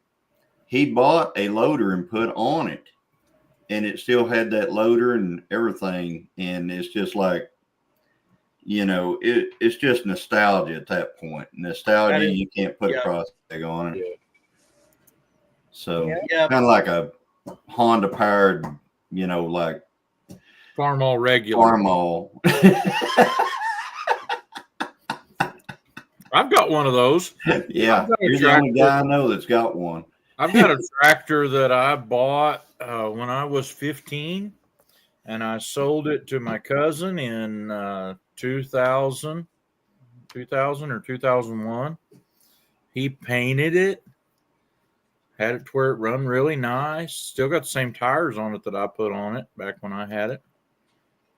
He has breathing problems now, so he bought him a little John Deere that has a cab with air conditioning so he can stand to do any mowing.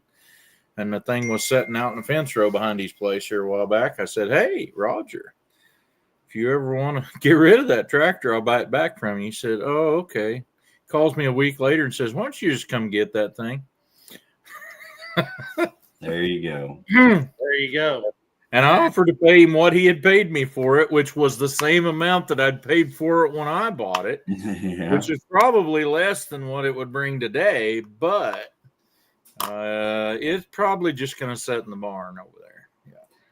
Well, yeah, there's a lot. It's a cool deal out there. If y'all haven't had a chance to check out Paul's tractor collection, there are a few videos out there with his tractor collection. He's got videos of it. And I've got one of it. You got a video of it. It is cool. Very cool. Like, how many things with tires on it can you store in a chicken house? Right? I don't know, but I tell you what, I'd give you a run for your money if I had a chicken house. Yeah, the only thing is if you was going to build a building, you wouldn't build it like that one, you know? Well, I know where you can get a deal on some of them. A friend of mine, that's what he does, is goes and tears them down and resells them to people. Yeah. And like barn deals and package deals. Oh, I've seen. Pretty much made a career out of that. You know? I've seen them go at auction for cheap. I mean, big old building like that. And the deal is you've got to have it off by like next Thursday. You know what I mean? Yeah, and you're at the sale on Tuesday. Johnny, when you were here, did I show you my granddad's old pickup and tell the story about it? You told me there's the one about the Chevrolet square body truck that drove to Washington. Yes. Yeah, that's my dad's pickup. Yep. I actually have my granddad's pickup. The first pickup that we ever know that he ever had, he bought it from a neighbor of ours, and it was setting up in the woods on the place this guy bought, and it didn't have no motor in it, and he traded half a hog butchered for it. He drug it home and had to pull the motor out of his car and put in it so he'd have a truck. And what they had used to haul their cream to town before in milk cans was a little truck bed trailer they pulled behind that car. Yeah. And it is a 47 Chevrolet. It's not the 5-window thing, but it's a 3/4 ton. Wow. And my dad told me when I was a little kid, he said, I painted that for your grandpa once. And I'm like, really? That's cool, you know, because it was nothing but rusty when I got it. And I made the original motor that was in it out of grandpa's car run when I was a youngster and used it to barn square bales with. And I done a bunch of upgrading on it. We upgraded it all the way into the mid 60s. Yeah. Changed a motor and transmission, and fixed the body up on it where it was roughed up pretty bad, all except the tailgate, and painted it here several years ago. But it's been sitting in the barn. It's got like that much dirt on it now from that dirt floored building. But yeah, I've got my granddad's truck that he traded half a hog butchered for. Where was that at when I was there? Same building as the track? No, it's in my cow building. It was somewhere else because we went from stem to stern on that one building. Yep. Nope, it's in my cow building. That's how it gets more dust on it. I've got a nice layer of that cool dust on my Trans Am that I'm going to be working on. And hopefully we can get running to go. Hey, I wanted to offer any assistance I could to get you help on that, getting that Trans Am going, because I have knowledge of how to repower things. Well, you might have to stand on a pedal that tightens a belt, but it'll work. If we're repowering things, if I have to repower that Trans Am, luckily 25 years ago, me and my brother drove up to Kansas. There was a guy who bought a wagon, a Pontiac wagon, and he was going to make it into a demo derby car. And it had a 455 engine in it, and he sold us that 455 engine for $250. We pulled it. he said it ran. I never heard it run, but he said it was running. But the reason they do that is because they put a small block back in them because it more crush room around the engine, so they can crush the car more and they'll still be running. And so I have that complete engine sitting under the bench in my shop, and if worse comes to worse, I have that put in that Trans Am. So of course they'll be getting that running then, and as long as it ain't stuck. Yeah. Oh, I expect everything to be stuck. I really do. The only thing I don't expect to be stuck is if I work on my GTO out there, I don't expect it to be stuck. But find you an old 1840 case skid loader and pull the 4BT Cummins out of it and put in it. There you go. But that's what I want for my little Jeep. Yeah. My little CJ5 with a 4BT Cummins would be perfect, man. Have you seen Andy Fromm's videos where he put a 4BT in an M Farmall? I have not. It will spin the wheels. That dude pulls with it, and he gets to going too fast, in my opinion, with it. Well, all I know is my dozer's got that engine on it, and that's a working dude now. It's a good John engine. Deere's version of that engine is a 4045 John Deere. Yeah. And there's a bunch. If you look up that, putting them in pickups and stuff like that, it'd be pretty handy because it's all mechanical. Yeah. You can just drop it in anything. Right. Turbocharged and stuff. Yeah. I would like to build me a little project with one of those because, neither one of them are big horsepower. They're just big. You can pick up those. You can pick up little Jeeps pretty cheap, and they make the perfect test bed for an engine like that for sure. So, or an old truck of some sort would be cool. Yeah, the Plowboy Diesel, he built a Dodge round fender, round hood. Yeah, I saw one for sale on Marketplace. That a short bed. What is it, a D50 truck or something? There's a bunch of those D150s on. No, it's a D1. It's a D150. I want to say late 80s. The short bed. That'd be good with one of those in it. Johnny, you can find those 4BT Cummins in the Frito-Lay's chip trucks a lot. Yeah. I need to really check those out when I go to these auctions. The bread trucks are the same way. A lot of those have the 4BT Cummins in it. Yeah, another thing that bread trucks, we're going to put, is Jennifer in here? We're going to put her right to sleep because she hasn't been in here today. Right. So, by the way, everybody say hello to Anita. Hi, Anita. Hello, Anita. So I was going to tell you on those bread trucks, if they had Anita, if they have a turbo 400 in them, they'll have a really cool, really deep transmission pan on them. And because I hate the aluminum pans that they put out for these things and the chrome pans and stuff, I use those big deep pans that come off of bread trucks, I guess you'd call them, on my turbo 400s. So, hi, Simple Happy Life. They are going to bed. A Simple Happy Life is leaving. They have a doctor's appointment early in the morning. Y'all sleep well. Good night. Good night. Thanks for coming in. And everybody's saying hello to Anita in the chat. Lori says hello. It actually makes, it's kind of a bad Evelyn. But you're not going to be quite as strapped for the poverty tour now, Johnny. So Wendy, my bestie. Now what?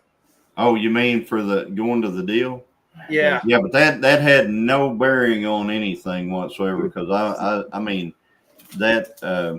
we were all about the Pinecone Fest and everything like that, and I would have been there to the very last minute that I could be there, before we had to head out, and then roll because on. I just love that deal, and I love those people. Yeah. And I don't have any other kids. so we would have been there till Saturday. We'd have been there till probably about just before dark Saturday, and then we'd probably cat it out, because usually Sunday everybody's just kind of packing up, heading out anyway after breakfast. So, Right. But what channel did you say that you can find out more about that whole deal? Is it Pole Barn Garage? for the organizing there's actually, you can go, Dale, you can go on there on Facebook, and there's a poverty tour group. Okay. And you can join the poverty tour group, and it'll tell you everything that you want to know. So just look up poverty tour, and you'll find it, and just get in there, and it tells you like everywhere we're going to stop, or like all the towns and stuff like that. And anybody that can go, that'd be really cool. Anybody that can't go on something like that, like I said, Mid-America Dragway in September, we're going to be there in Kansas. Kansas is kind of, there's a lot of people live within driving range of Kansas. Wendy. So just saying, and Paul Case and Rainy Ridge, and everybody, and they're actually trying to put on some stuff this year, some different stuff. They're trying to get some heads up stuff going, and of course, every time I open my mouth about heads up stuff to them, they buck out a harness whenever I say anything. But so I'm just. I can't even make it to Joplin from here sometimes. Yeah, I was going to say that. Joplin. Yeah. Reverend Joe. Says, Anita and I was supposed to leg be wounds. on Rainey's Live with Dale and Lisa and Dink and Tank last Saturday, and I couldn't make myself go. I actually didn't get home until that was supposed to start. Was that Dink and Tank behind y'all? Mm-hmm. I did not know who that was. Yeah, it's David and Tamara. I couldn't see it. I was on my phone and I couldn't see it good enough to tell who was back there. Wendy, Mid-America Dragway is in Arkansas City, Arkansas City. Arkansas. Thank you. You just did that to make me feel Kansas. better. Cheers, Johnny. Cheers. Oh no, dirty deal. So but yeah, We're you and praying Tom for should you. come if he likes drag racing. You don't want to miss this one. Oh, Kansas. That's right, Julie Cook. Yeah. Julie's going to be there. Hi, That's Julie. Julie's home stomping grounds there. She goes to the races out there now, and she never did before. We don't even. It's not just when we're there. She goes other times and watches. Really? Yeah. That's awesome. Yeah. Lisa and I went a couple weeks ago to the truck drags at Mocan. Oh wow. And it was diesel, Yeah. four-wheel drives, two-wheel drives, gas. We watched 6-second Ford Rangers and S10s, and I mean it really had me like. I told Lisa, I'm like, I got an F because we watched an F-150 just like mine. Yeah. Burn down that track. And I said, I'm going to go grab my truck. She said, you're not going to grab our nicest vehicle and go run it down the track. I want to find a drag race around here with those semis, those loaded semis going with the Yeah, pull the that's front wheel cool off too. the ground. Can't find one around here. I think they do that sometimes here at Four State Trucks when they have that big truck show every other year. Yeah. Usually in September. I think it's in September usually. They're having a big, so they had a hot summer nights last weekend. I was gonna holler at you and see if you were going to it, Johnny, or if I can't think. Your friend with the blue car, Steve. Steve. Yeah. Man, I had a brain fart. I couldn't remember his name. Steve. Steve. I was gonna see if he was gonna be there, but you know. I almost went to the back of the track race that they had at Mid America Dragway. What was it, a couple of weeks ago? Oh, really? I didn't know they had a back of the track. Yeah, they had a back of the track. I need to follow them on Facebook. It was put on by the guy that does 660 Street. Yeah. The Hispanic fella, I can't remember his name. And then in flashlight start, the whole 9 yards. And I was going to go to it, and it was the same day that they decided to bale my hay. And whenever they bale my hay, they want me to come out there because they all drive tractors to the field from their house. They drive those 2 tractors with the hay rakes and stuff, and they drive the 2 baling tractors down there. So if something breaks, they don't want to drive tractors to try to go get something. So they need me there in my truck in case something breaks so I can run and get things for them or whatever. So I had to leave right in the middle of the auction. I mean, I just had to drop it and leave. And there was some good stuff coming up. But my plan was to go to the auction, do the whole auction, and then it wasn't that much further to just shoot right on up to Mid America Dragway. And I was going to go up there. I was going to watch that race and spend the night up there in Arkansas City. And then I was going to drive home the next day. Well, I was You have to Google that. I noticed you were trying to get some on the Pontiac, the Facebook page. You were trying to get them to do some heads up street race type stuff. Yeah, and you heard them. They all say, "Oh yeah, you got to run your air conditioner and you got to do this." No, come on, guy. Whenever they said True Street, whenever they said True Street class, I said, "All right, my car is exactly True Street." Exact. No, we're talking about all this. Finally, I talked to the guy on the phone. I told him, Terry Eford, I told him, I said, "You need to name it something other than True Street. You need to name it Real Street or something that nobody has a class for." That air conditioner deal, that was a big deal down at Mocan because a lot of those guys would just pull up there with their pickup. Yeah. No drip, no helmet, no nothing. And they'd have to keep telling them, you cannot run your air conditioner up here. Yeah. Like that water dripping on the track is going to get somebody hurt. Yeah. Like you cannot be doing that. And the thing is, you can't sit in the staging lanes and run your air conditioner because it's just building up on the frame and stuff like that. Right.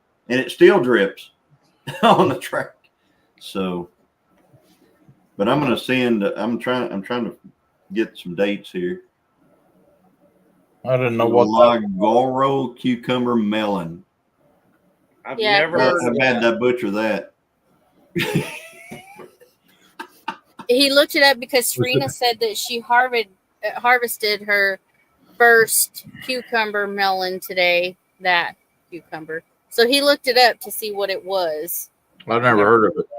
I think I make such weird names, but I think they just call it a big white cucumber. Why can't they call it melon cucumber or cucumber melon? I mean, come on. I know why.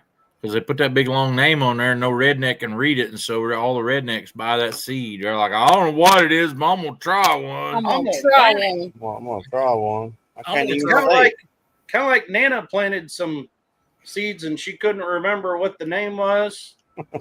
and now we got zucchini melons. We don't even know what they are. They were supposed to be zucchini, but they're like green and round and hard as a brick. I think they're really birdhouse gourds or some kind of gourd is what they are. I seen a picture of a guy who had a bunch of them zucchinis. That's about a foot and a half long, all laid out on the grass, and he had his gun, and he's hunting gear on and had his hunting cat with him for the picture. Oh, that's cool. It's zucchini season. Zucchini season.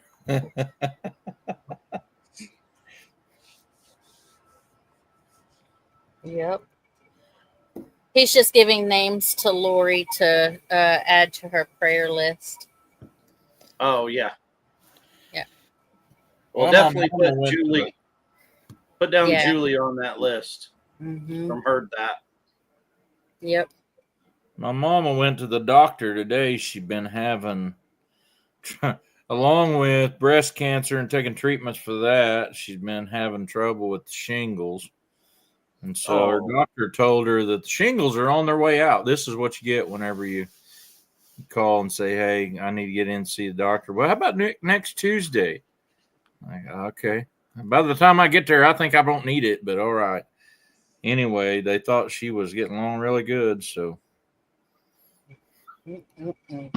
Last time that she'd went, they told her that the medicine they was giving her was working, and cancer looked like it was shrinking. Praise God.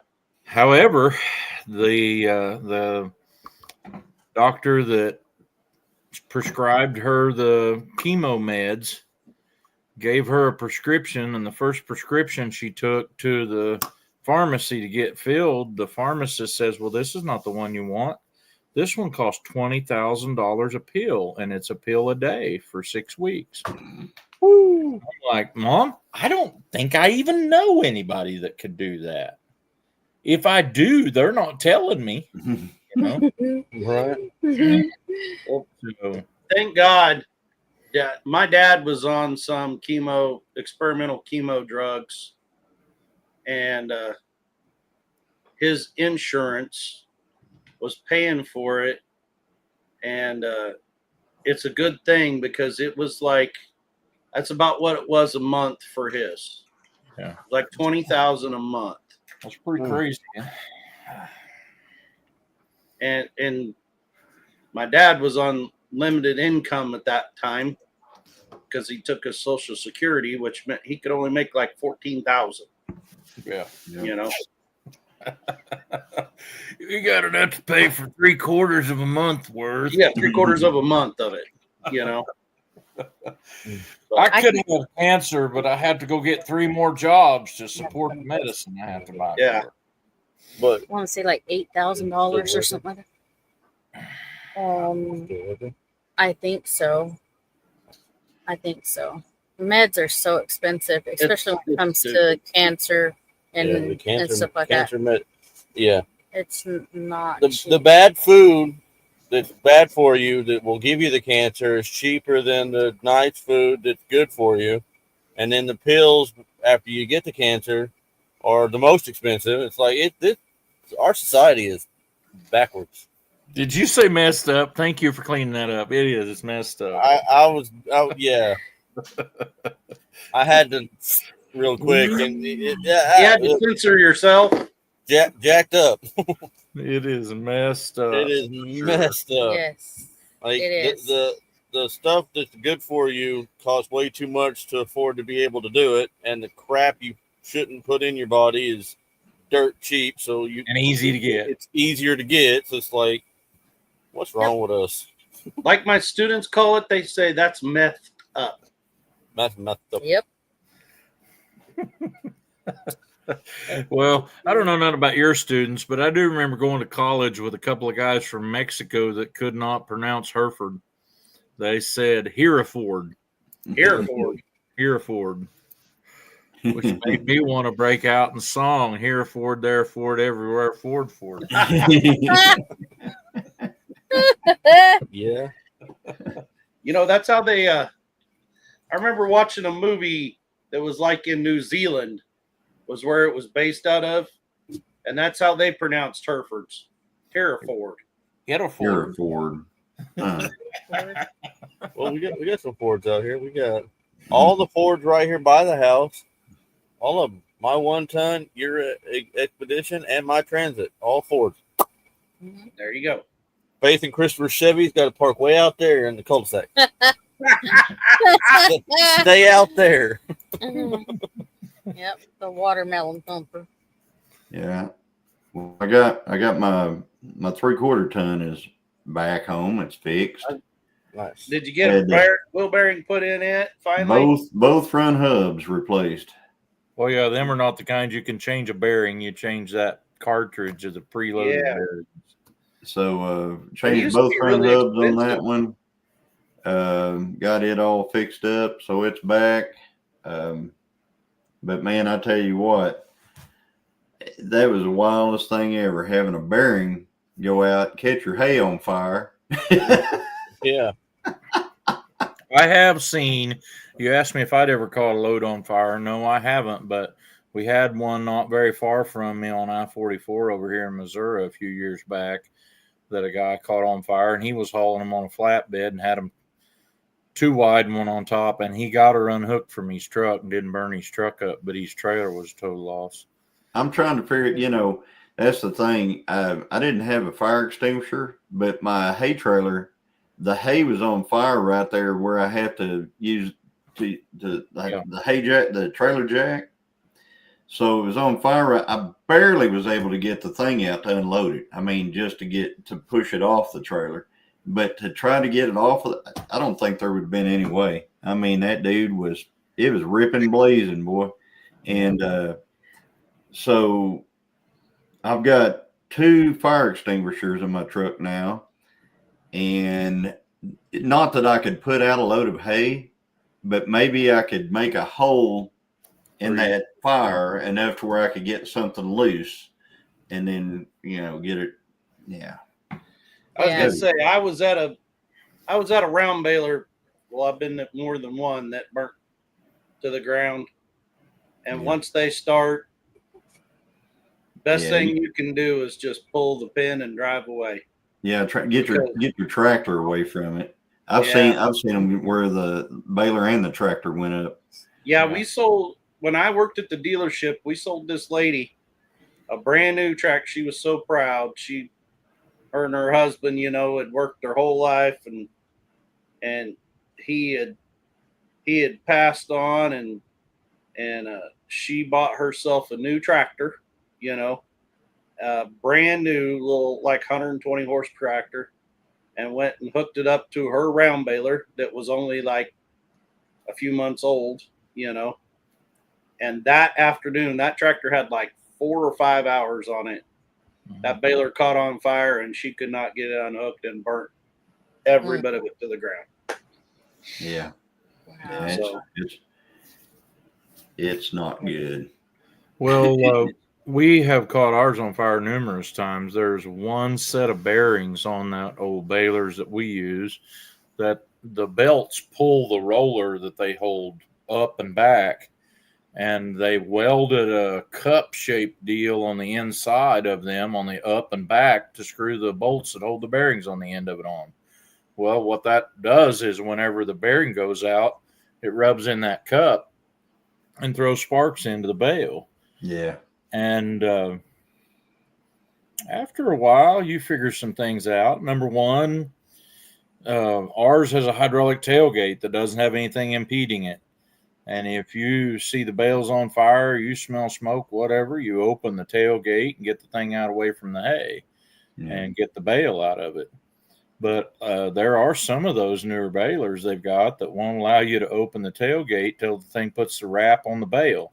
Right. I don't know if the bale's on fire, if you put enough hay in it to get the wrap to put on it so that you can open the gate, But ours is old and manual, so...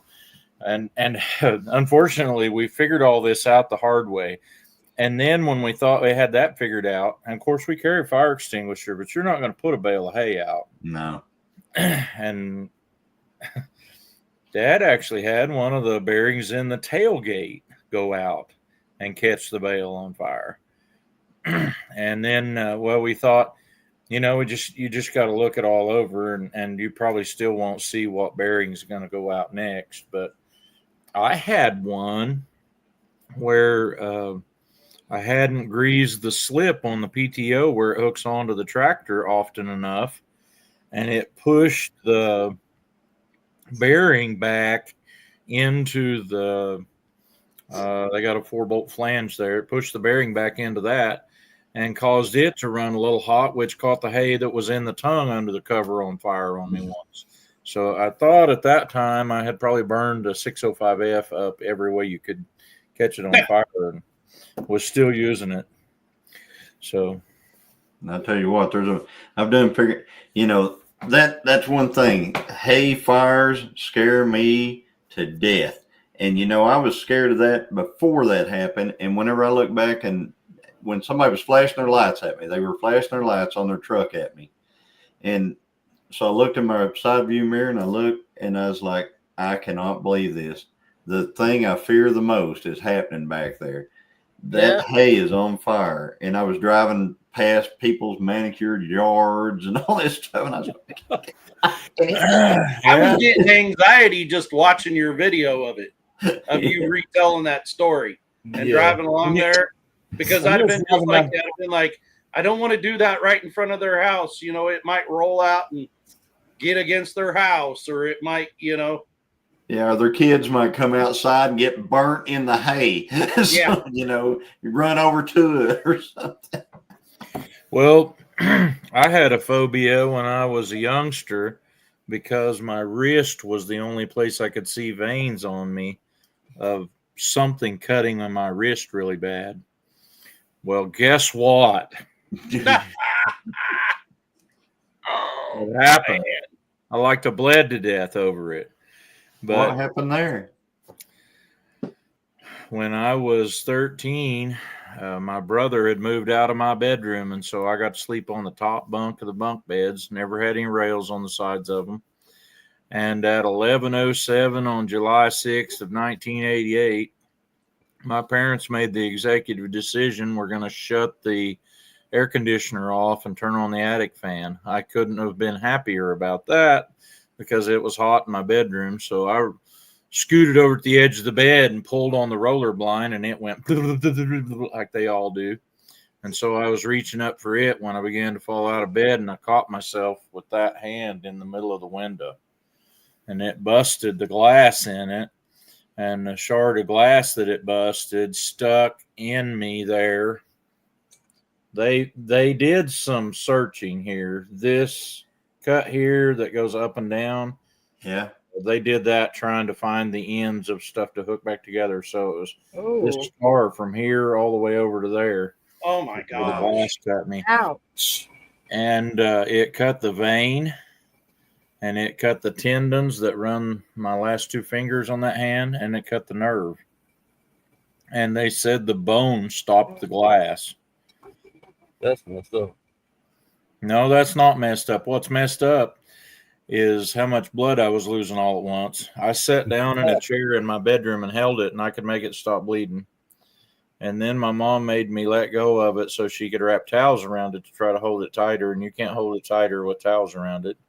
Yeah. So Mom always kept a Suburban for a car. And the one she had at that time was notorious for having transmission troubles. And we got in that car and drove to Joplin on fumes in a car that wouldn't shift out a second, going like 100 miles an hour down Gum Road, which goes like this. Mm-hmm. We get up there at the hospital at St. John's is where we went. And, of course, I walked in there. Mom's holding my arm up above my head. On the way there, I told her, I said, Mom, you're not holding it tight enough. She's like, how do you know? I'm like, because the blood's dripping on my elbow. Oh. Yeah, I was going to bleed out. I probably would have. I don't know how I didn't, to tell you the truth. But we get in there, and nurse said they took the wrap off of it and stopped bleeding. I think it's because I ran out. But the nurse says to my mom, oh, you guys live in Oklahoma. He didn't cut the vein. He would have bled to death. And so she wheels me away to x-ray and brings me back in a few minutes. And then here she comes, and that nurse is just as white as a sheet. And she said, you ain't going to believe this. Yeah. Imagine that. Cut the vein. Like, yeah, my mom's like, I think I told you that. It's on our new tags on our vehicles now. Imagine that. Imagine that. Imagine that. Duncan Family Farms in here. Greg Yep. Duncan. Yep, Greg's here. Hi, Greg and Greg. Donna. Good night, Mom. You know She's what? going to sleep. I don't care. Yeah. Yeah, Well- speaking of I don't care, I'm hoping that old gal's there this Friday night. We're going to go down there and eat at the Princess Friday night. We have our church group coming out, and well, it's our church group night, and we decided, hey, let's go eat at the Princess this week and just fellowship there. Rihanna. I'm hoping she's there. I'm going to say, Yeah. I'm going to go in. I'm going to give her a Gillum Farms shirt. You sure and tell her you have a YouTube channel, you know. YouTube channel? You know, we told that story just this weekend. We were reliving that story when we got together with the Rainies and Dink and Tank. And Dink and Tank didn't know the full story. Really? But we got so tickled retelling that story. Yeah. That girl done a bang up job for as many people was in that room. I mean, she was quite the waitress now. Oh, yeah. I looked down there after that went on, and I looked at Jack, and I said, Jack, was she being a little bit ugly with you guys? He said, no, Greg was being ugly with her for about the last half hour.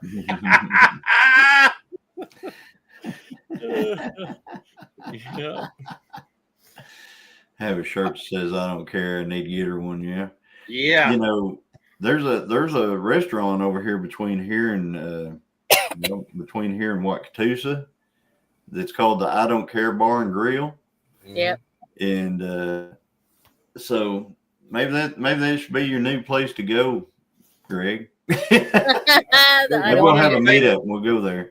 There's an I Don't Care in Nevada, Missouri. It's a Mexican build your own burrito place, and they have an I Don't Care burrito. It's about as big as my head, and that's big. You know how to tell a true redneck. You know how to tell a true redneck now, don't you? They don't pronounce the D in I don't care. I don't care. I don't care. I don't care. Yeah. That's right. There you go. I really wasn't intending to tell you my story about cutting myself so good. I was going to tell you the story about when I caught Dad's tractor on fire. Oh my gosh. When I was growing chickens. Maybe. When I was growing chickens, when we get out in the summertime, them chickens would make the litter in the floor get all caked together and wet sometimes underneath their waters. And in between bunches in the summertime when it was hot, you could go in there with a little disc or something and cut that all up and it'd dry out. And then it didn't release ammonia whenever you got new baby chicks. And so I had been down here disking my buildings. Dad had a little Alice WD, and you could pull the muffler out of it. And we had this piece of 4-inch pipe you could stick down in the hole in the hood, and it would make the exhaust get out. And this little tractor had add-on power steering that leaked oil all over the motor and always had. And I'd come down here. It'd probably take a good solid hour and 20 minutes, hour and 30 minutes to disc my buildings. And Dad told me, since the tractor's home, you probably want to get them done. So, you know, and then he's like, and take it to this hayfield, which was Hornet. You had to go to Hornet and then come halfway back toward the house to get to the field we was raking that day. And so we had a set of New Holland twin hitch rakes, and I came in here and dissed them, and then you couldn't just grab that pipe and pull it out. It was hot. So I got me a pair of pliers and pulled that pipe out, stuck the muffler back in there, and filled her up with fuel, hooked it onto them rakes, and I headed down the road, and I got over here almost to Coyote Road, probably about 3/4 of a mile back this way, and I saw a puff of smoke come out from under the hood, and I thought, that ain't good. I'm stopping at the next house, and inside of 10 seconds, I had flames coming out from under the hood everywhere. Well, it ain't got latches on the hood on an Alice that you can just loose and get it off of there. And what it had done is caught the dust and grease and chicken feathers that was stuck to the motor on fire. And it died. It burned up my hot wire right away, I guess. And so I got off and went to hoofing it back to the house. I even have a water jug with me. I went to hoofing it back to the closest house. I thought I was almost right between two, and couldn't raise anybody there, but they had a well house in the circle of their driveway. And I got in that well house and I found a rusty bucket and a laundry detergent jug. And I filled them up with water and ran to that tractor. And when I got to that tractor, there was flames coming out from under the hood everywhere. And I took that laundry detergent jug and sloshed water up under that hood, and I almost had it out, and I ran out of water. And I had to run. I bet it was 100 yards back to that house. I'd run back to that house, and I got my stuff full of water and ran back to that tractor, and I got it all almost put out, and then it come back on, and I run out of water. The third time, my mom comes by, and she picks me up and hauls me to the tractor, and there was a blue flame about 3 foot long shooting out from under the gas cap on that tractor. And I got it put out. And how I got it put out, I was wearing a hat that didn't have screen on it, and I poured my hat full of water and put it in my hand and rubbed that on that motor up in there. Oh my gosh. And it knocked most of the fire out on the ground. There was a burnt spot on the ground you could see for a long time. It boiled the top of the radiator so bad that the solder was coming out of the joints on it. And what it was doing was made so much heat under that hood where that was on fire, it was actually boiling the gas in that tank. And that's why it was shooting a flame out. But it couldn't get enough air in the tank to catch on fire in the tank. And that's bad. That's a terrible story. Dad told me later, this is how thankful he was. I put his tractor out. He said, next time just let her burn. I'm like, what? We pulled it to the field and then hauled it back home. And inside of 3 days, I had it fixed and we was using it again because we needed it. But we had a parts tractor to get some stuff off. It burned the power steering lines in too. Is how hot it got under there. Saginaw steering. I don't even know what brand that one is, but it's one that you can put new O-rings in, and then inside of a couple of days it'll leak again. Mm-hmm. But it's probably been used 10 million hours. It was the choice tractor to use to mow hay with when we was using a sycamore because it had live power steering. You could cut a nice square corner. Look at there. There's a bunch of people coming in here on my channel. The Rusty Garage and Homestead, and then we got Dakota and Shayla at Fear Not Farm. Yeah, the Rusty Garage and Homestead is Mike. He's over at Chelsea. He's an Oklahomian. They got Peter at Old Man King. He's got Mike has a TYM tractor he calls Tiny. He does an awful lot of work with Tiny. Tiny Tim. Tiny Tim. Tiny Tim. Hey, I like ours. Mm-hmm. We haven't had any big issues out of ours. It's done 99% of everything I've asked it to do. It's just some of the rocks are a little heavier than it wants to pick up. I mean, the hydraulics do it. It's just they don't have enough weight in the rear end to stay on the ground. But if I don't have any ballast weight back there, I don't have any fluid in the tires or any stupid stuff like that. So I could make it heavier back there. The hydraulics would do it. It's just it don't have enough weight back there. Something else would give. Right. Yeah. I'd break it. I'd find a way to break it. But it's moved everything I've asked it to move, so I can't complain. I'm liking my little case. The only thing I have a little bit of trouble with is that the radiator and everything is so small that one day's worth of raking, you need to blow the radiator out again. Yeah. The air conditioner not nearly as good. That's the worst. Yeah, that's the worst thing about them new little utility tractors is the cooling isn't quite big enough on them. However, I think there's it's some good other, as long as you have it spotless. Yeah. But it's good as long as I keep that blowed out. However, the last day that we was making hay over on Dakota's place, I got to realizing because a cloud came over, and it was like even in the tractor cab, I'm like, oh, that's so much better. Yeah. So I need to get me some window film and darken them windows a little bit. It is so handy being tiny. I am done with hay season. We've got actually the neighbor came by and somebody stole his hay rake out of his hay field since he made hay last year. So he asked me if I'd rake his hay, and I went down and raked it, and he baled all but 3 of the long windrows of it. He came by the other day and asked me what he owed me for raking, and I'm like, you don't owe me nothing for that. I said, why did you leave them 3 windrows? Should have blowed a tailgate cylinder on my baler.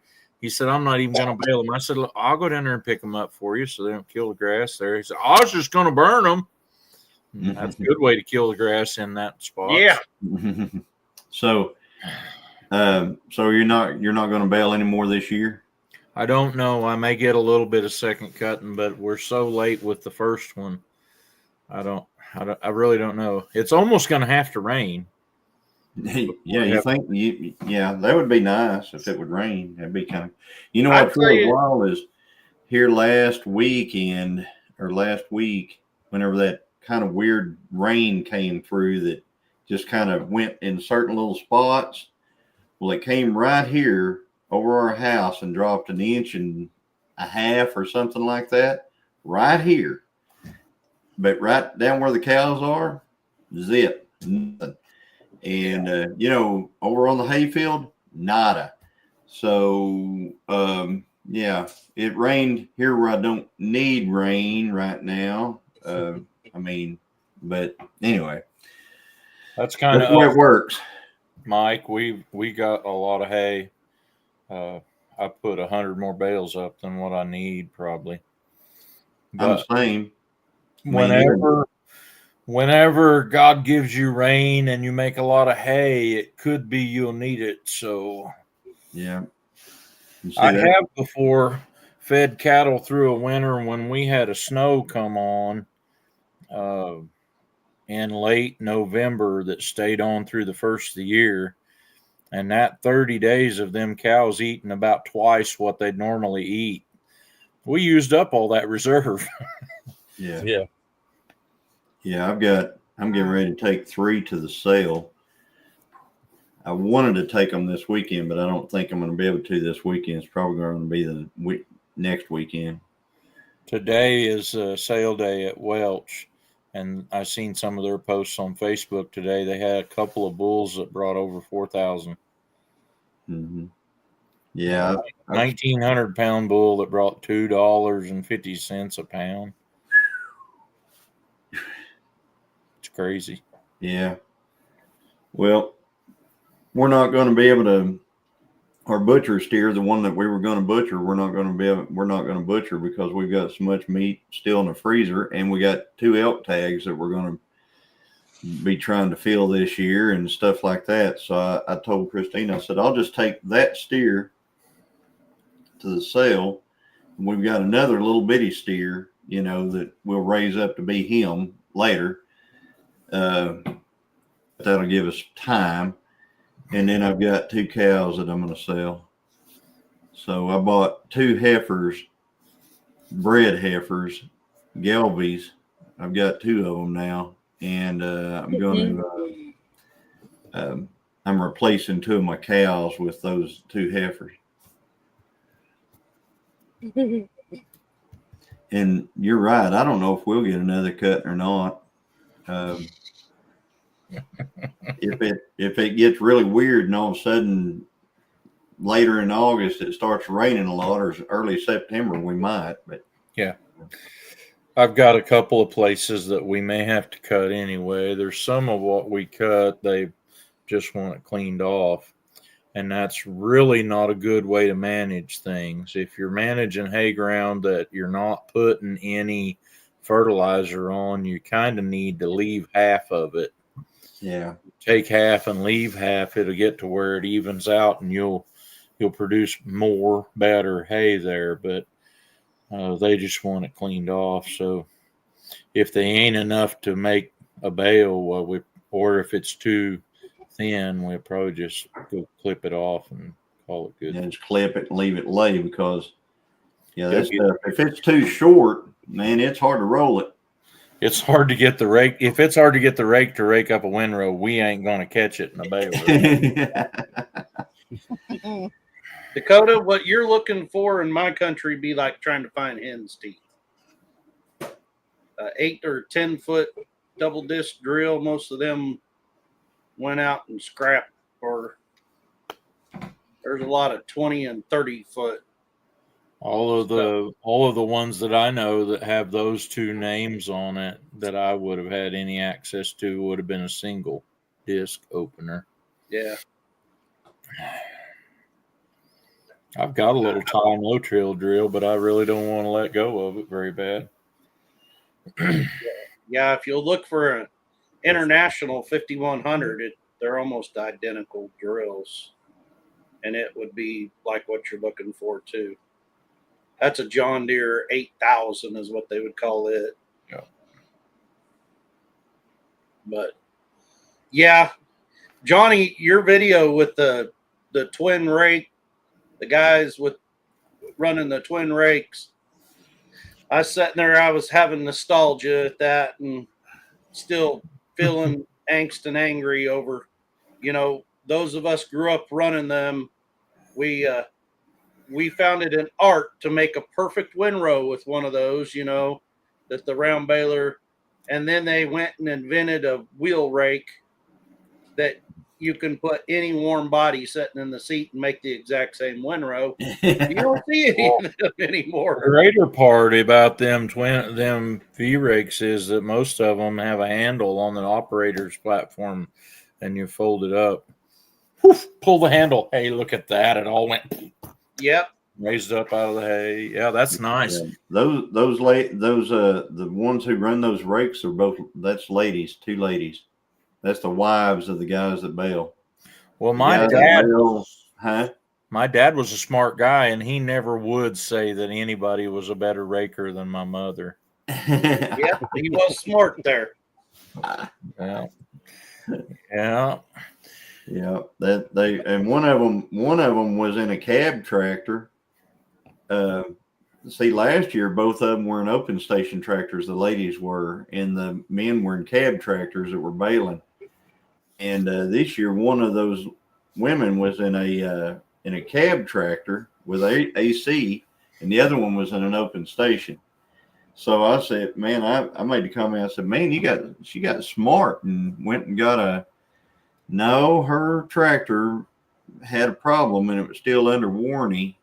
So they gave her that tractor to use.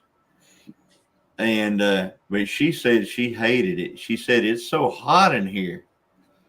And I said, does the air conditioner not work? She said, it works, but all this glass, it can't overcome it.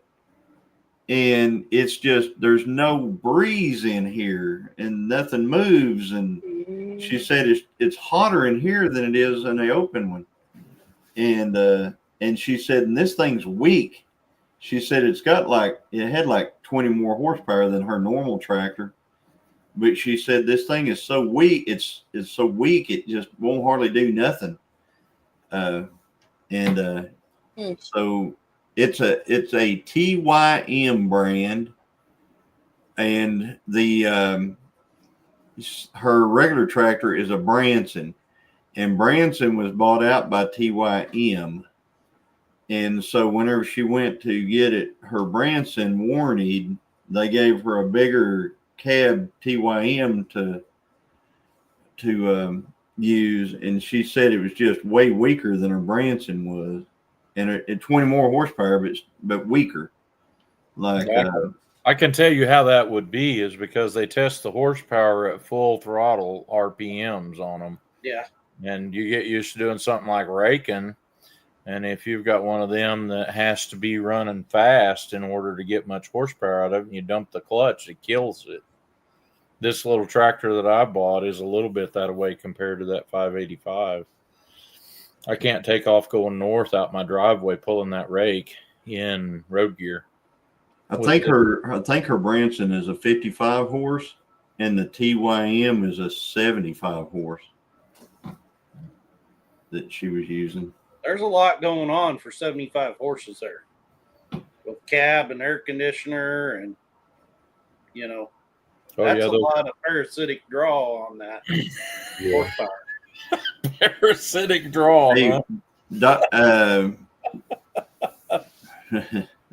Sorry. We'll give it some of this. Yeah. That's right. Parasitic. Just worm it. Yeah, it needs a little ivory. Dakota, that triple axle trailer, it didn't sell. It'll probably be up for sale again at the next Leach auction, which will be 2 weekends from now. They'll probably still have it there. I bet it didn't go anywhere. I bet you it was a no-sale deal, and I bet you anything will be sitting there and be for sale at the next auction. He contacted me about that that trailer, and if stuff doesn't sell, typically it's there at the next auction day. Trying again. Different people. Somebody different shows up. Yeah. Just try again. Yeah. Well, I'll tell you what, I had a weird deal happen to me the other day. I'm going to tell this story real quick, and I got to get out of here. But I had one of the auctioneers came up to me a couple of days ago. I was at the they call the Cowboys auction. They sell a lot of guns and stuff at that one. And I was at the Cowboy auction, and I had the auctioneer come up to me, and he says, "You were at Leach. You were videoing at Leach," because they're the same auction company that does Leach. Right. And he said, "You were at Leach." He said, "Did you happen to get the video, the big double stacker red Snap-on toolboxes that we had for sale?" And I said, I'm not sure. I said, I don't use all the footage. I mean, if I tried to use every bit of footage I get, my videos would be like 6 or 7 hours long. I said, so I'm not sure if I got that or not. He said, well, there was a guy who bought, it was 2 times the money because it was a stackable toolbox. So you had the bottom part, which is the big part, and then you had the top stacker part. And they said 2 times the money, and I guess the guy didn't understand what 2 times the money meant. So he bids it to $900 for the toolbox. So he's thinking he's getting this whole stacker toolbox for $900, but it's 2 times the money. So it's $900 for both. Well, he bucked out a harness real hard on them and told them that he said, I never did that. I never bid on that. I never bid like that. I never, and he said, we just need something where it shows that we said 2 times the money. And then that's just pointing at him whenever he, went, well, he said he wanted it. And he said, because we had to eat that. That one guy said he had to eat it, $1,800, because once it says sold, the person who brought the toolbox, they're going to get paid, irregardless. Somebody's going to pay them. And so he said he had to pay $1,800 for that toolbox. Wow. And so anyway, and I looked through my stuff, and I do not have it. So I didn't get that because I have to pick and choose kind of what I video, because I'm like, yeah, man, I'd be there forever. It'd be a nightmare trying to. Well, like that sale that we went to, like it was going when we got there. Had been going for 2 or 3 hours, and it went on for another 4 or 5 hours. Well, yeah, I ain't filming that. I ain't gonna get that much. I mean, I'd have run out of batteries and places to put it by that point. Yeah. You know? Yeah. I know. But anyway, I need to run because I've got a bunch of stuff to do tomorrow, and but it was a lot of fun being up here. It's good talking to you, Dale and Paul and Amy and Chris. I'll So, practice It up was for good next. having you on I'll again. try to have something funny to say next time. Been way too. we'll talk to y'all later. All right. All right. Bye, Bye, Johnny. Johnny. Thanks for coming up. Yeah, I mean, it's been a long time since we made Amy have a 3-hour live. Yeah. 15 more minutes, it can happen. Yeah, y'all ain't quite there yet. Yeah, we're still 15 minutes in. And I was gonna say, well. Oh man. Where is Miss Nana tonight? She gone. She gone. She gone. Gone, man. Solid gone. She gone, went and turned into a pumpkin by now. Ah, yeah, I'm about to do that too. 5 o'clock in the morning comes really early. I'm gonna get up and go to the gym first thing in the morning. I bet you are. Not the same kind of gym I'm doing. You gonna go hang out with old Sporty Spice up here? No, I named my toilet Jim. Oh. Mm-hmm. Yeah, his toilet is named Jim. Everybody's really impressed when I tell them I went to the gym 4 times today or something, you know. Sporty Spice and her trainer Chris. Man, it's rough sometimes going to the gym and like getting a decent little pump in and then having to go to work. Yeah. He tried running on the treadmill today, and Dude, I did pretty good the other day. That day Faith went with us. Yeah. I got my 1.5 miles down like around 15 minutes, which is way better than 22. I'm trying to get down to the Marine Corps regs of like 1.5 miles in 13:30. And the closest I've got it since I was in my 20s has been that other day I got down to 15 minutes, which is pretty good for 40. 40 years old doing 1.5 miles in 15 minutes is pretty decent. I want to get back down to 13:30 because I used to be able to. I used to be able to do 1.5 miles in 13:30. It hurts now. I could do it if there was a candy bar named a mile. I could do 1.5 miles in under 15. But I tried this morning and like my shins and like the top parts of my ankles were just screaming. I was like, nope, I'm going back to walking. Well, I was going to say, sometimes it takes me 15 minutes just to get out of the chair. Yeah. No. A lot of people. Yeah, a lot of people. But no. When I was hanging out with them a lot back in the day, when I almost joined and then almost did reserves, I maintained their standards for like their physical fitness test and combat fitness test and all that good stuff. Yeah. So I know what the requirements are and maintained it, even though I didn't actually sign the paperwork. Yeah, no. Well, I had a deal where I did an awful lot of walking for quite a bit of my life. My chores when I was growing chickens took me a solid hour at the very least to walk through and make sure and get any of the dead ones picked up. And it was 1.5 miles. And you had to carry buckets with you and you had to step over things. So I thought it was like extreme training type of stuff. And then several years after that, I bought a Wood-Mizer sawmill that you have to walk back and forth with the head. And I told somebody how many times I'd walked that in one day when I was doing cutting a lot of lumber. And they told me that didn't count because for every time I walked down, I had to walk back too. So I undone what I was doing. Oh my gosh.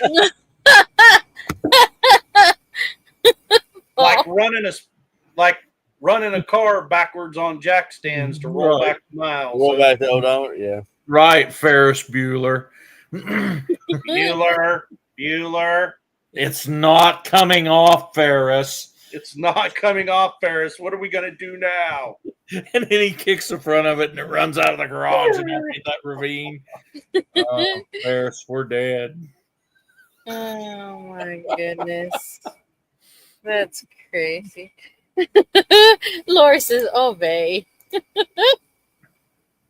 Hey, 14:12 for 2 minutes is not too shabby.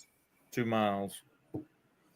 Yeah. That's a 7-minute mile. Like an 8-minute mile is a nice, like it's a nice standard to uphold, an 8-minute mile. So a 7-minute mile, that's no joke. My problem is I start cramping up in my sides right here, like I don't know what it is, right in on this right side right here, up high, underneath the ribs, starts just screaming at me. It's been a long time since we did, a 5K or whatever. It's been. That happens to me when I eat ribs too fast too. Yeah. and I know smoking probably doesn't help with the whole running and cardio and all that good stuff, but whatever. If I can do a mile and a half in 13:30 and smoke a pipe right after, that'd be saying something. Well, you might want to wait until your breathing slows down a little bit, or else that thing might be blowing fire plumb up out of it. I'd be like Popeye, where he turns it over and uses it like a welder and to weld the car back together. That's hilarious. Yeah. No, but my philosophy is if I smoke and I put pressure on my lungs with smoking, it's not good for you. And then I work out at the gym, then my lungs have to work harder to get past the pain of smoking. So I'm actually making them stronger. I thought you was going to come up with a trade-off like drinking Diet Coke and eating fudge brownies. Torn muscle, Chris. Right.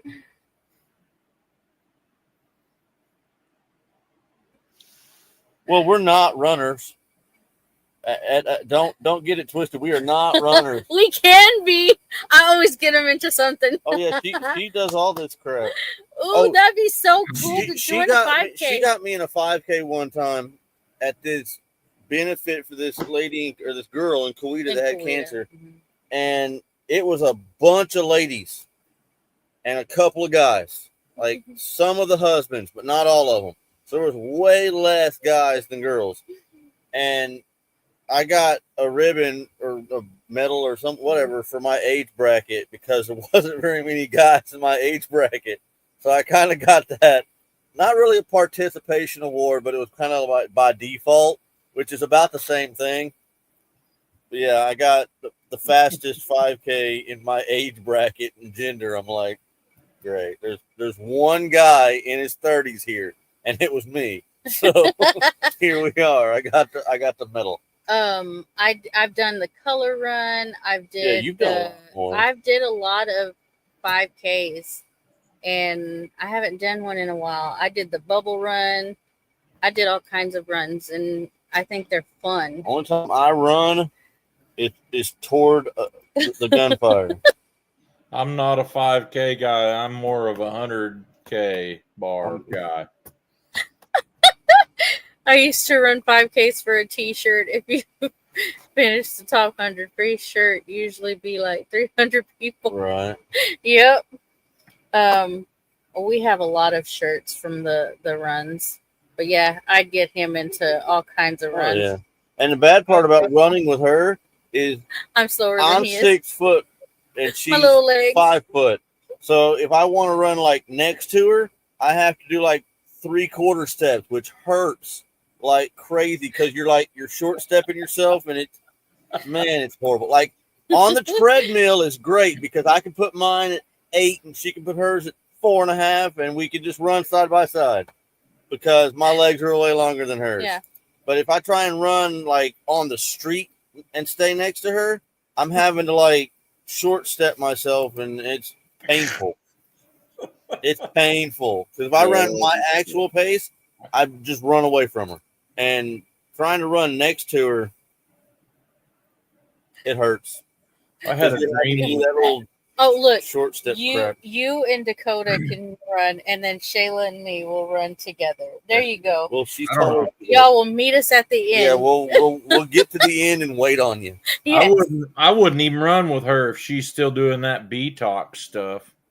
Did you see that video where she gotten B-talk? Yes. I'm like, stop.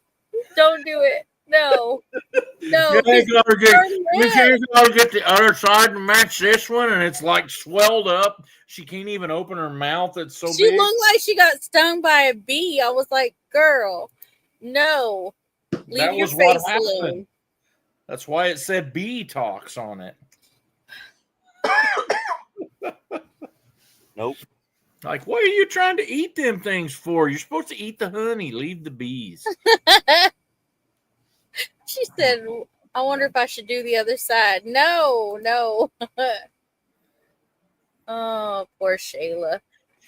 But I think that'd be fun. I need to go find now I'm going to go find a 5K. Yep. Amy's ran a 5K at the Tulsa Raceway Park, the drag race up there in Tulsa. They held one there. She's running all through the infield and around the pits, and like they had a whole thing set up out there at the Tulsa Raceway Park. I've never understood why somebody would run for no reason at all. It doesn't make sense. It's like don't make sense. Well, it's not Like for you no put a reason. bull chasing me, I can For run. no reason. I mean, the money that they raise. I'm not talking about the fundraising part of it. When I was a guard, what happened if somebody tried to steal something and I had to chase them? I had to be able to run when that was part of my job. They cannot outrun a freedom seed. Yeah, but you can't use lethal force unless they use lethal force. And if they're running away, they're no longer a threat to you. So then it's shooting them in the back. It gets tricky. It gets real tricky. Well, the Bible has a word for people who run when there's nobody chasing them. Yeah. See what it says? You're going to bigify him or just make everybody... The wicked run away when no one is chasing them. And you know, Vikings had a word for men with no beard. Women. Indians. You know how that got started? They were the first civilization with bouncers. They stood at the door, and when a woman walked up, he goes, "Whoa, man, you ain't got no beard," and he sent her away. That's where they started calling them women. Whoa, man, go get a beard. Well, Indians have a name for a man who only eats vegetables. Poor hunter. Yeah. That's what they call them, vegetarians. Bad hunter. Bad hunter. Yeah. I had a dream one night that I was running and that I had ran over 2 or 3 roads that they paved now, but when in my dream I was running and these roads were dirt, and I'm like, wow, this really has been a long time since I could run. And so I woke up, and then I figured out it wasn't a dream. It wasn't a dream at all. It was a nightmare. Woke up in a cold sweat. Oh, I knew that was coming. Oh, man. Wow. Yeah, you don't pass gas because if you hold it in, it will crawl up your spine, and that's where bad ideas come from. Yeah. If I'm running away from something. Yep. That's right, Lori. Well, y'all, thank y'all for coming up. No, almost. You got a minute. I do have a minute. That's why I'm saying just hold on and wait a minute. Wait. Hold on. What? Hold on. You got another minute? Yeah, 50 seconds. I have 50 seconds. Yeah. Well, hold on. I got something really good to tell you in that 50 seconds. Okay. Yes, I knew it. I love it. Hold on. And now we're all by myself. All by myself. Y'all, I will be live tomorrow morning, 10 o'clock a.m. Central Standard Time, making a breakfast casserole. Yep. Amy. This is 5K. I'm already planning. Yes, I will. We need to do it because I have not done one in a long time. Well, that's because I couldn't run, but I'm doing I'm it. gonna have to get my legs ready. Yeah, I'm gonna have to get my legs ready. I gotta get my mile and a half under 15 minutes because that's gonna be miserable. Yeah, we'll have to train for the 5K. Look one up. I'm gonna look some up. Yep. Love you guys. I'll see some of y'all in the morning. Thank y'all for coming in. 2 months. It's in 2 months. That's good. Okay. 2 months is a long time. Okay, which one is this? Because I need to look it up and get my tickets. You don't need to tell everybody on the live. Oh, listen. You got my number. Exactly. Bye, y'all. Love ya. See you next time.